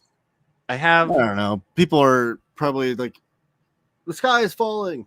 You know how these things go. The way Crisis and I communicate is a lot of times through Messenger and Discord. But is that the desktop version you and I talk about? Well, it would be talk through Crisis. Do you have a separate app on your computer of Messenger, or do you use it through like your browser? I have a separate app. Oh, okay, well then that might be going away. Okay, so I'll figure out how to get it figured out. But Discord would be fine too, I'm assuming. Sorry? Discord would be fine. I don't think Discord's going away. No, right. Let's see. Can't wait. Madden V2. Good. Can't wait for the Deanie Zatanna Omni. I am with you. All I have is the trade paperbacks. What I also want is a Power Girl Omni of the earlier stuff. I can't remember who wrote it, but I know Jimmy Palmiotti and Amanda Connor did a book, a really good book about Power Girl. I'm just throwing that out there. Brian messing with me. Hey, Jess, can you stand up and show your shirt? Do you remember T-shirt guy from like 4 years ago? Yeah. Norm said, okay, Spooey, you know, Norm said he didn't have anything against Carrot Top and it was just supposed to be a one-off joke to be forgotten, but thanks to the internet, clips of it will live on forever. Oh, I thought it was. Are you sure? I thought Carrot Top had kind of a bad rep amongst stand-up comics back then, because most stand-up comedians don't like prop comics. They think it's like gimmicky and lame and easy or something. Yeah, so I assumed that it was legit that he. I mean, I don't think he like hated the guy and everything. I think he just thought he was kind of hacky. But I know Carrot Top at first was like really offended by it, but then I guess after Norm's passing, Carrot Top shared that clip around and said like, I don't know, nice things about him.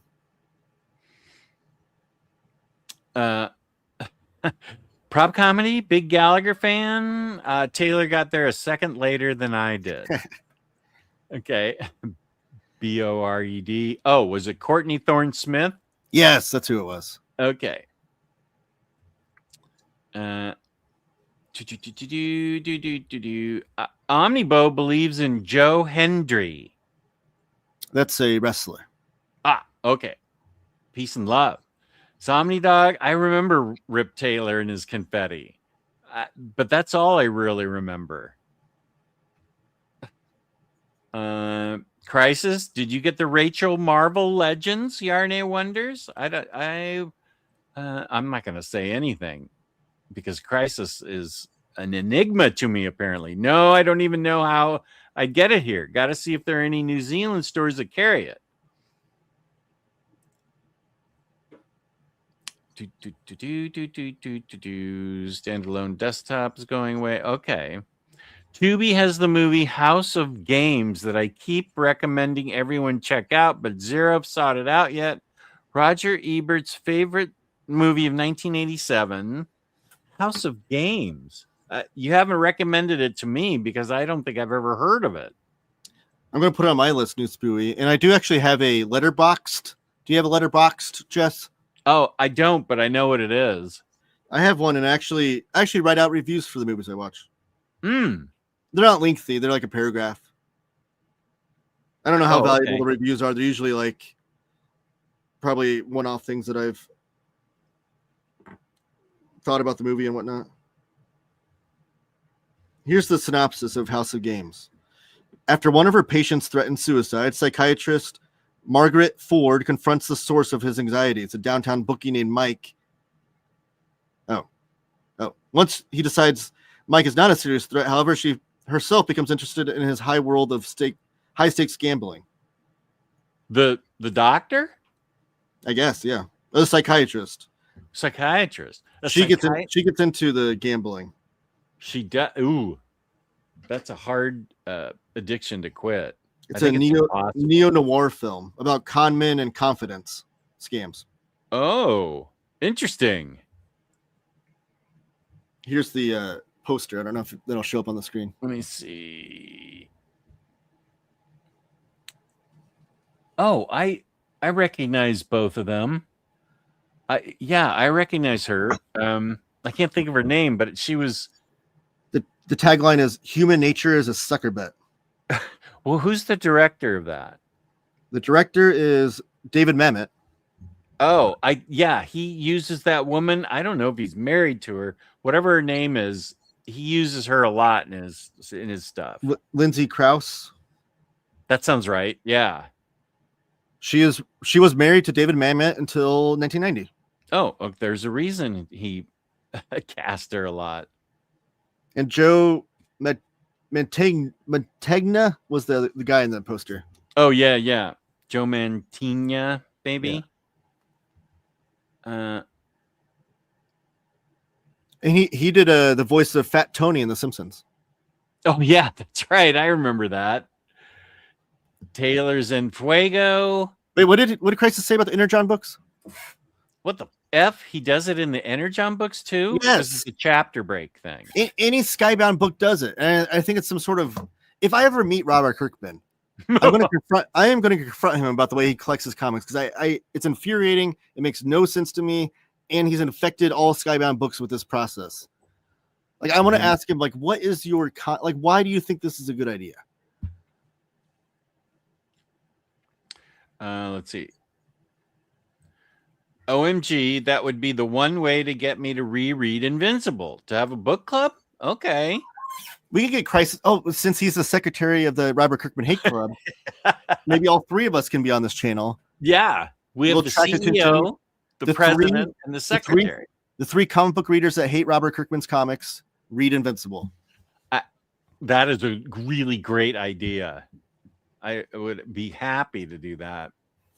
Okay, Hondo's up for it, but I think we've shortened the time period. Yeah, I think you're right. I think it's a faster read, and I don't want to lose. I would lose the plot if I spaced it out too far. Mm-hmm. Okay, Rodimus read them all. You'll read Invincible in 3 days. Oh, everyone I know has. Okay. Jeff didn't dig the Invincible art. Okay. I think it does change after like the first 8 issues or so, doesn't it? What? Isn't Ryan Otley the artist? I thought. I think, but I don't think he takes over. I don't think he's the original artist. Oh, okay. I think it does. I think he does. He's the artist for the majority of the series, but I think it changes after. Let me look it up. Or maybe I'm mixing that up with Walking Dead. I don't have Prime anymore, so I don't watch it. You should title it "Me and My Dad." Don't be giving me any age jokes, Yarny. Yeah, Corey Walker's the artist originally, and then Ryan Otley. Yeah, I felt like I liked Ryan Otley. I generally like Ryan Otley's art. Corey Walker did he did a bunch of issues, I guess. He did the first 7 issues, and then he did like fill-in issues throughout the rest of the series. Interesting. Mr. Tags, oddly enough, Birthright and Manifest Destiny are under the Skybound imprint are working similarly, in my opinion. Razor with the important statement: Invincible hardcovers have chapter breaks. Okay. Maybe he only did it with Invincible then. Amazing. That's actually a really good point that he brings up. And plus, as a reader, you want little places you can stop reading. You want a place to put your bookmark in when you need to go somewhere, and you can just be, all right, I'll stop right here. 100%. Instead of reading it, you're like, when does this end? When can I stop for a second? Maybe that's what he's trying to do, get you to not be able to stop reading. You can spend 2026 going through one Invincible hardcover a month. I'd be interested in that. I feel like we want to do it a little bit like 3 a month or 4 a month or something. We'll figure it out. Let's see. Might need to reach out since you're indie-ish and getting rid of Omni's Taylor, if that's cool, even though wait, what are we talking about? Oh, because I said I'm selling my Big 2 stuff. Oh, and getting rid of the Omni's Taylor? Not all of it by any means.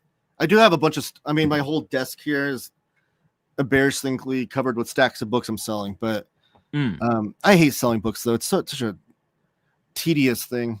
It really is. I wish I could pay someone to do it for me. Yeah. Like the selling and the getting the money and packing it and shipping it and first world problems for sure. But I do have stacks of books I'm selling. Some epic collections, a couple omnibuses. You can hit me up though. If you go to all my YouTube videos have all my contact information on it. So you can see, Joey, that we really don't like selling books, even though I do it a lot. I usually do it on eBay. I don't know Where do you I'll see? do so- I'll do Facebook groups.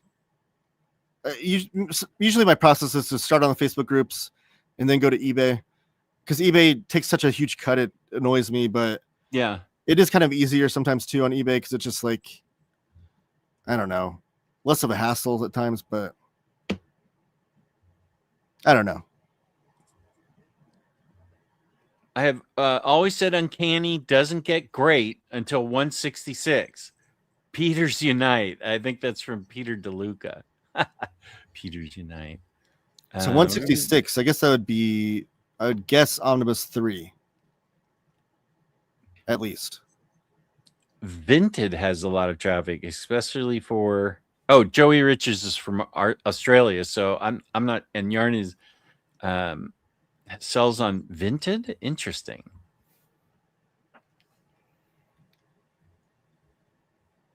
And Spooey says $59.99 is what DC charges for a 1,200 page compendium. Exactly. And they'll probably increase those prices at some point. I understand that.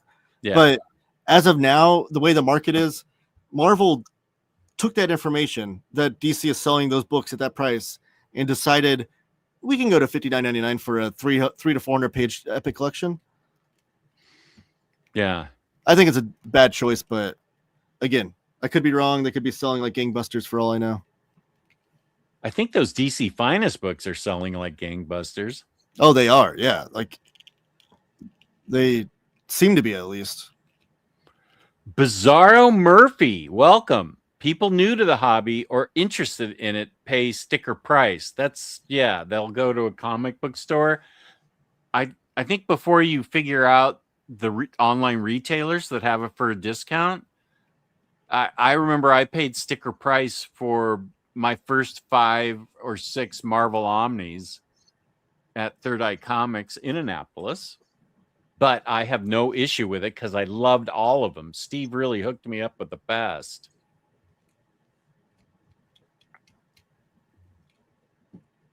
Quality of those Hellboy paperbacks aren't that great, so not the biggest loss. Oh, yeah, sure. Everyone feel that way. Just send them to me. Ask Jess is the new Ask Jeeves. Ask Jeeves is that's a throwback. Yeah, that's like how many people in the chat know what that is? Yeah, I'd be curious. Boy, that was at least 20 years ago. I mean, that's when we had like 5 or 6 search engines like trying to fight for who's going to be the main one. Like Yahoo, Google, Ask Jeeves. What were the other ones? Well, James, why do you think I am the new Ask Jeeves? Or where does that comment come from? Or are we just making a joke? He just wants you to be his butler. Yeah, I'm getting there. I'm pretty close. I will say I don't have too much more time. Okay. I don't mean to cut out, but I have to work time? in the morning, so I don't want to stay up to do it. How much more more time? 10 more minutes? Is that okay? 10-minute warning. We're like quarter after. We're gonna have to wrap this up. Never change. James Abel. He also got hit by a bus. Wait, what? Crisis or Crisis did? The bus wasn't as bad. The bus was moving in the same direction as me. What the? I don't remember that you got hit by a bus. What is going on? Heavens. What? When did you get hit by a bus? That's not good. That's awful. Hybrid heart power is working well. Are you in the clear now and you're home, Rodimus? Is the thing? Oh, yeah, that's right. Yeah, is it? He was in the hospital in Florida for 6 months. It seemed like 4 or 6 months. I do remember that. Yeah. Well, I'm happy to hear it's working well. That's good to hear. Mm-hmm. They're Taylor's Discord. Thank you. Vault Discord.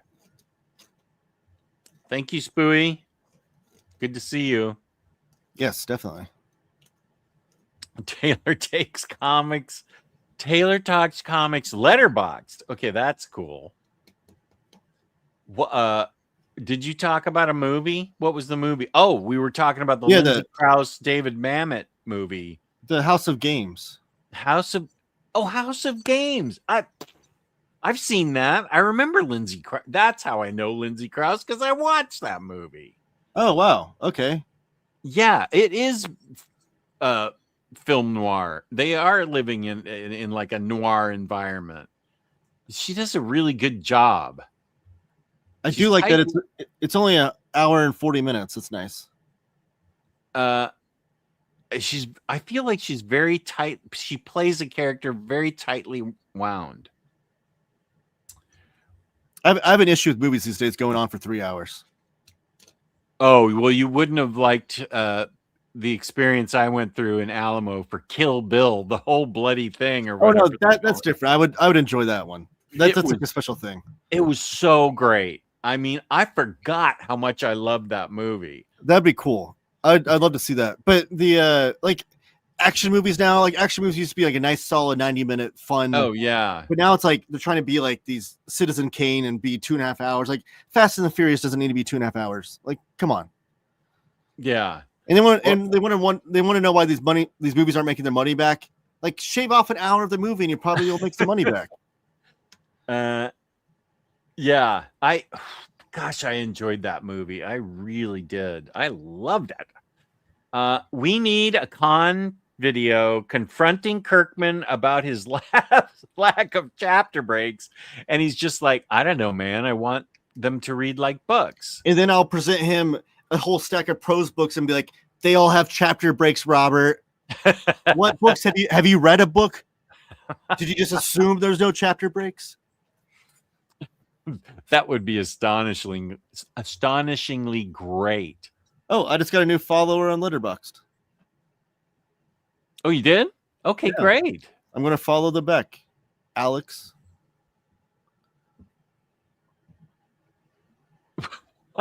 Is this true? Joe Montaigne, I think it's it's Italian, so the GN thing is like lasagna. Lasagna. Montana. I'm sure I'm crushing Monte it. lasagna. And the opening monologue was funny because people in the audience started leaving when they realized he's not Joe Montana. Wow. That sounds like a That's joke funny. from the monologue. Oh, I got another follower on Letterboxd. This is great. Awesome. Can you guys go subscribe to my YouTube channel too?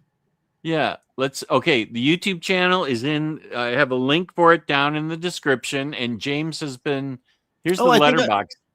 I think I do. I'm at 4,907 now. Oh, you are? I think some people did subscribe. Thank you so much, everybody. Let's 93. I want to get 93 you to away. 5,000. So I should have you on again and we'll just push you right to 5,000. My goal was to get 5,000 by the end of the year. I don't know if it'll be close. Okay, well, I should have you on before the end of the year again then. Maybe. See how close you are. It's the holiday season. Oh, yeah. But maybe. We'll see. Okay. I was your first guest of the year the last 2 years. That's true. So maybe we should redo that again. But then the year has passed and I can't give you a boost to 5,000. I know, but just to keep that tradition, unless you're already booked up, I don't know. That's fair. No, I'm not. We can make our goals for the year and then forget what they even were by the end of, or we can rehash your goals from the previous year. Oh, see if we even remember what they were, and then make new goals that we forget. I would love to just roll them over to 2026. It'll probably be a lot of that, yeah. Okay, the letterbox. That's cool. And Joe Montana, Reaper, James did it. You know that. Oh, he's got George Costanza in his profile picture. I like that. Oh, whoops. Right here. Yeah, he has for a while. Oh, yeah. Joey doesn't like selling either, but just need to clean out over all the years. A lot more difficult. Yeah. Similarly, why does Hickman want chapter breaks, but that isn't the cover for the next issue? The covers are at the back. That drives me nuts too, because in modern day, the credits are on the cover of the issue. So if you don't have the cover there, Jonathan Hickman, I don't know which artist, letter, colorist worked on the issue unless I flip back and forth from the table of contents and back.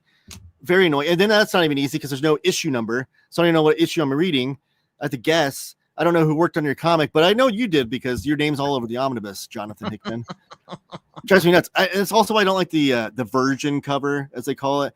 Oh, yeah. Being the one in the collected edition, because, again, modern issues, for whatever reason, they decided that only the credits are going to be on the cover. They're not going to be on the interior.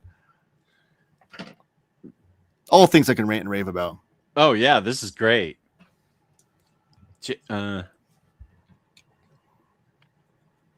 Where was what, James? Take a poll in the chat on how to read Invincible. I feel like we're running out of time for that, and I know you're jamming me up because I have trouble creating polls on this in the chat. But I feel like I'm sure I'd botch it. I mean, you could stay on after I leave. You don't. I mean, unless you want to go too. But yeah, I'm already. Usually, my 2 hours is my max. Don't read it at all. Hickman is so specific about that. I think he likes the chapter breaks, but he doesn't like the interruption of a potentially spoiling cover. That's the one argument I've heard that does kind of make sense. Like Tony Fleece said that like the cover might spoil something, but I don't know. That's a good point. A spoiler. But make sure the credits are on there, Jonathan Hickman. Is there a potential for a Christmas miracle? SSD toys. I don't think so this month. I'd love to get Freddie and Max on an afternoon show sometime this month to talk about toys. And I'm going to be donating a bunch of toys to this. It's Hank's Oyster Bar in Alexandria. If you donate for every toy you donate, and they got to be brand new, and I have a ton of those that I don't have the room for anymore. You get a lottery ticket, and you can win discounted food, shirts, specials, gift cards. So that'll be fun. That's awesome. The restaurant is amazing. They're best friends with Patty. She puts on classes there for her oyster shells that she creates decoupage on. Oh, I remembered that was my first browser too, Netscape. Yeah, Netscape. That's right. Brian, do you know Ask Jeeves? Here, Kane knows Ask have that. I love my 26 Hellblazer trades. I remember Lycos, yeah. Yeah. Oh, I remember Napster, and my preferred one was LimeWire.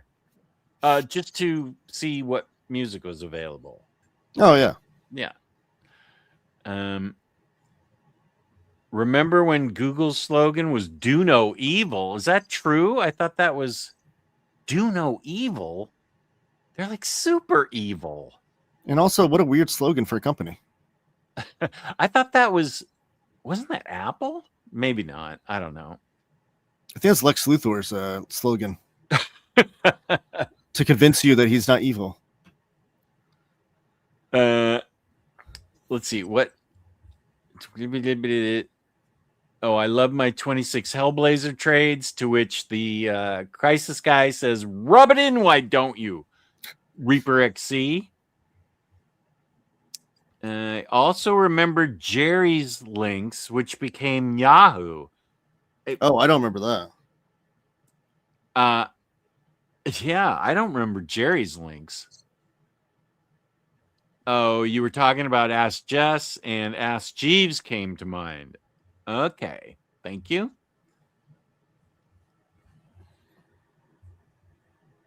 Yeah, now I remember seeing it, Juice Dragons, but it was like back in the 80s. So, I definitely remember that. Has anyone watched Hacks? Gene Smart and Hannah Einbinder are killing it. I've heard really good things about that show. I love Gene Smart. Kane wants to see that. Same with Zootopia 2. Yeah, baby. I want to see that. I love that movie. Like 2 seasons behinds on the Hacks, but I love them both. I feel like I remember his name pronounced Joe Montagna, like lasagna. Okay, Joe Montagna. Oh, that's why they thought it was Montana. Montagna. Wow. Okay, that's hilarious.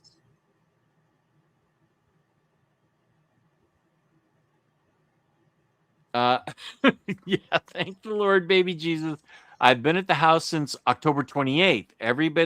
Everything has been going good. After being in the hospital for 6 months, I thought so. I cannot complain, and I'm happy to be with the family. That is awesome, dude. Really, really happy. Wait, how do you know he's an Ariana stan? Is Ariana Grande somewhere in his background? I'm a huge fan of Wicked. I don't think I have anything Ariana Grande though. Mm. Oh, he's reading my Letterboxd reviews. Oh, for Wicked and Yeah. Ariana's in there. Amazing movies. Have you seen them? My daughter and my wife has seen both of them. My daughter and I are really being snobs, but it's also because we have such good memories of being in New York City Oh, to see the original cast. okay. And I feel like that was back in 2004, 5, 6, somewhere in there. Oh, she was still in middle school. I think she was in 8th grade. 8th grade, she's what's 9th grade? No, 5th grade, 10, 6, 11, 7, 12. Okay, so she was 13. So it was 2004, I think. Okay.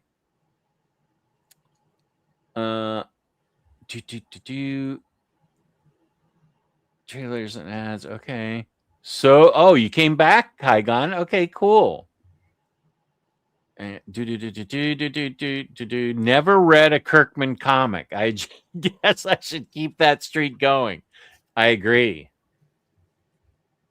So glad to see you all. Well, thanks, Kaigon. I'm having a lot of fun. Oh, this is at movies. I started showing up 25 to 30 minutes late and still get hit with another 10 to 15 minutes of most of the time. Okay, of ads and stuff. Okay, wait. Could you read the text? Taylor? Of his profile picture. I can, but also I've seen that meme before. Oh, you have? Which one's which episode is it? I don't think it's an episode. I think it's them using Costanza for a meme. It says like, why do billionaires care if they lose all their money? They'll just pull themselves up by their bootstraps. So, like billionaires are always like, everyone can pull themselves up by their bootstraps and become billionaires. Oh, okay. So billionaires lose all their money. Like, why don't they just pull themselves up by the bootstraps? Okay, got it. Okay. Here's one place I disagree with Taylor. I want a table of contents with credits and virgin covers as the chapter breaks. That's an interesting idea. I've never heard that. I kind of like that. But how do you know which issue you're reading then? Oh, the number of the. Yeah, like if it's a virgin cover, it doesn't have the issue number on it. Or the title, if you're reading like an omnibus that has like multiple different titles and like a Robin issue, Batman issue, Catwoman issue. If it's like a virgin cover, you don't know what even issue you're reading. I guess if there's page numbers, you can match that up with the table of contents. Oh yeah, I guess so.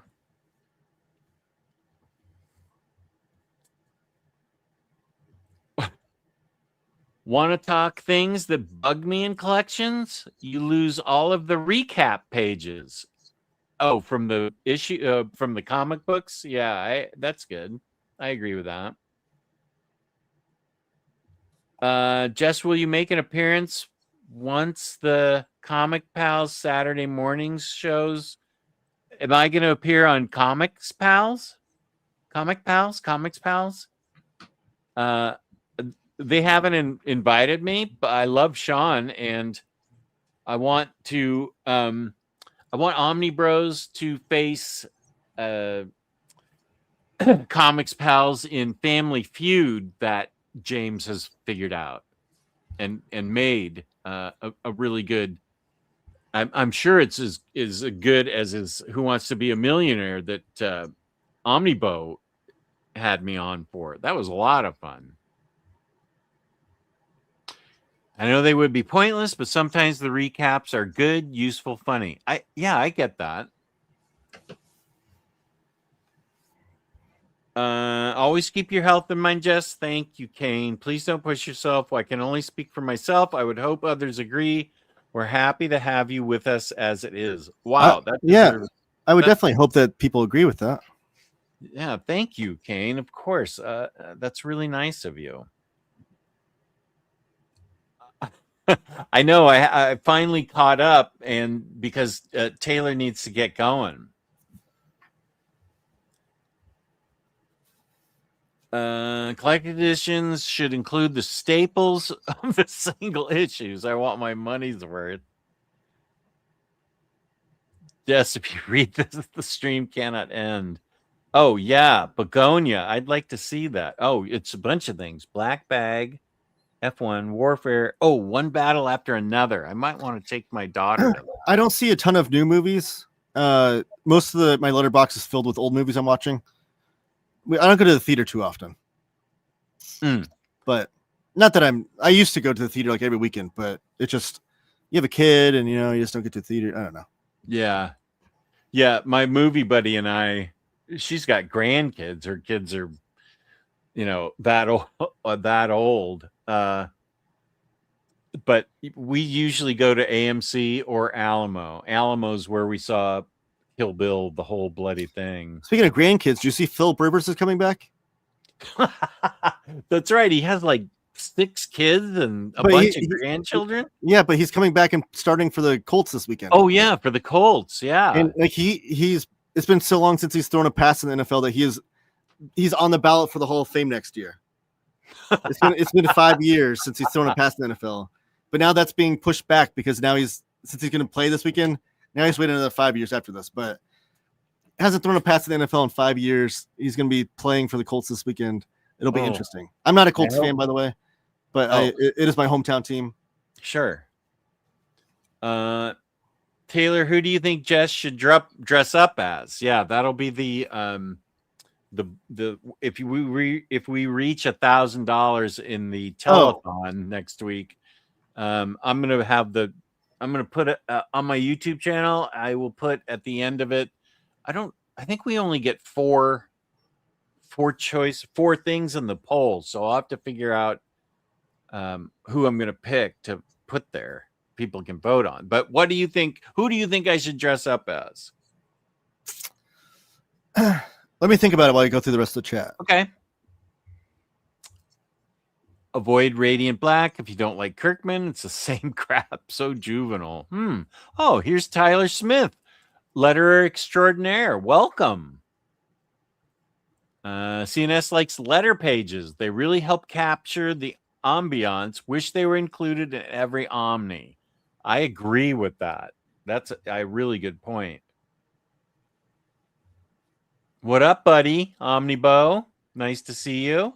Credits on the backside of a Virgin cover.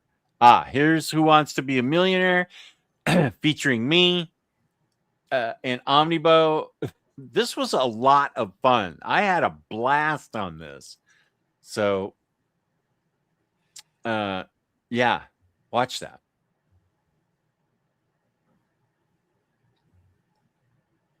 Movies are just too expensive these days. Going for me is a real treat. That's a good point. We paid $19 a ticket for Kill Bill, but it was 4.5 hours with an intermission. And also Alamo has an absolute no texting, no talking policy. And it really works. And they serve food that's halfway decent and milkshakes that are actually really good. So I don't mind paying $19. Yeah, okay. I go to the cinema every week between my night shifts instead of going home. Wow.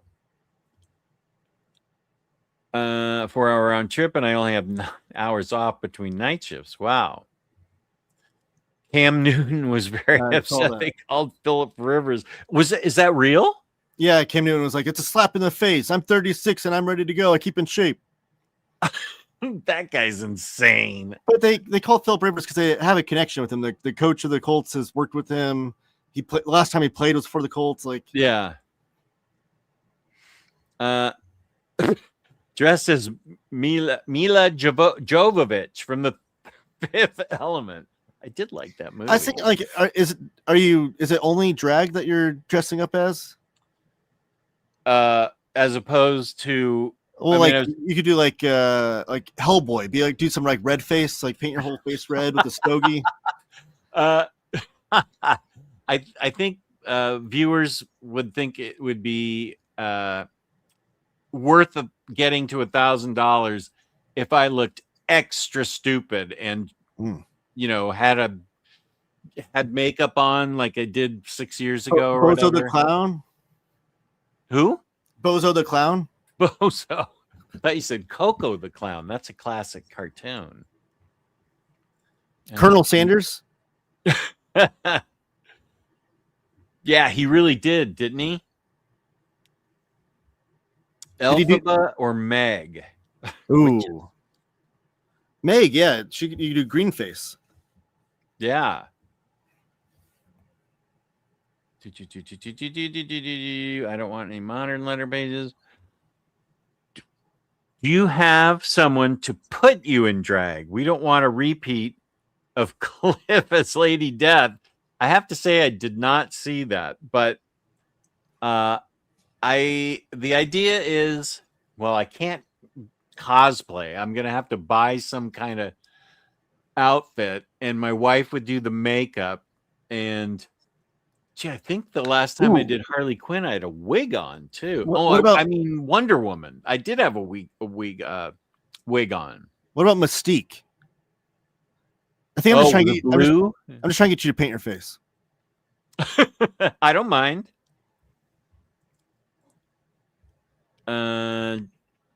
Jess has defeated us. Whoops, where'd that go? Jess has defeated us. Haven't you seen Jess's Wonder Woman? He knows what he's doing. Thank you. And the last comment of the evening, Cliff on Comics, Death Never Looked So Good, a Lady Death live celebration. Cool. Let's not do Mystique. That's a lot of blue face. I really like her, Mystique. I'm starting to really dig her. Fantabulous stream tonight. Take care, everyone, and continue to enjoy the rest of your weekend. Be kind to one another, and see you all next time. Read comics. Happy holidays to all. This is just a blatant bid to get us to go on longer. Okay, Taylor Talks Comics Discord and my Discord, and his YouTube link is in the description. Thank you to everyone that joined us tonight in the chat, and thanks to Taylor for being here. We never run out of things to talk about. We really love comics and life and things social, not social. What the hell? Pop culture stuff, independent comics, whatever. Figures of Alfred E. Newman. We really have a good time. And there it is. So peace and love, peace and love. Thank you guys for being here. I really enjoyed it. And let's see, I'm going to use my song to play us out, and we will get going. Reaper trying to extend it. So I will use Baturdays theme song to wrap it up. Thank you all. Peace and love. Peace and love. I really appreciate everyone. Thank you. Oops. And stream. No, wait. I just play this. Okay. Baturdays.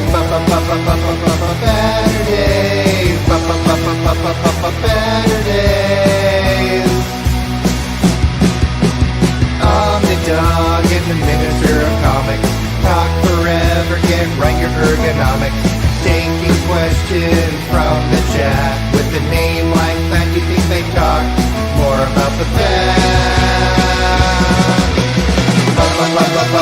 a better day.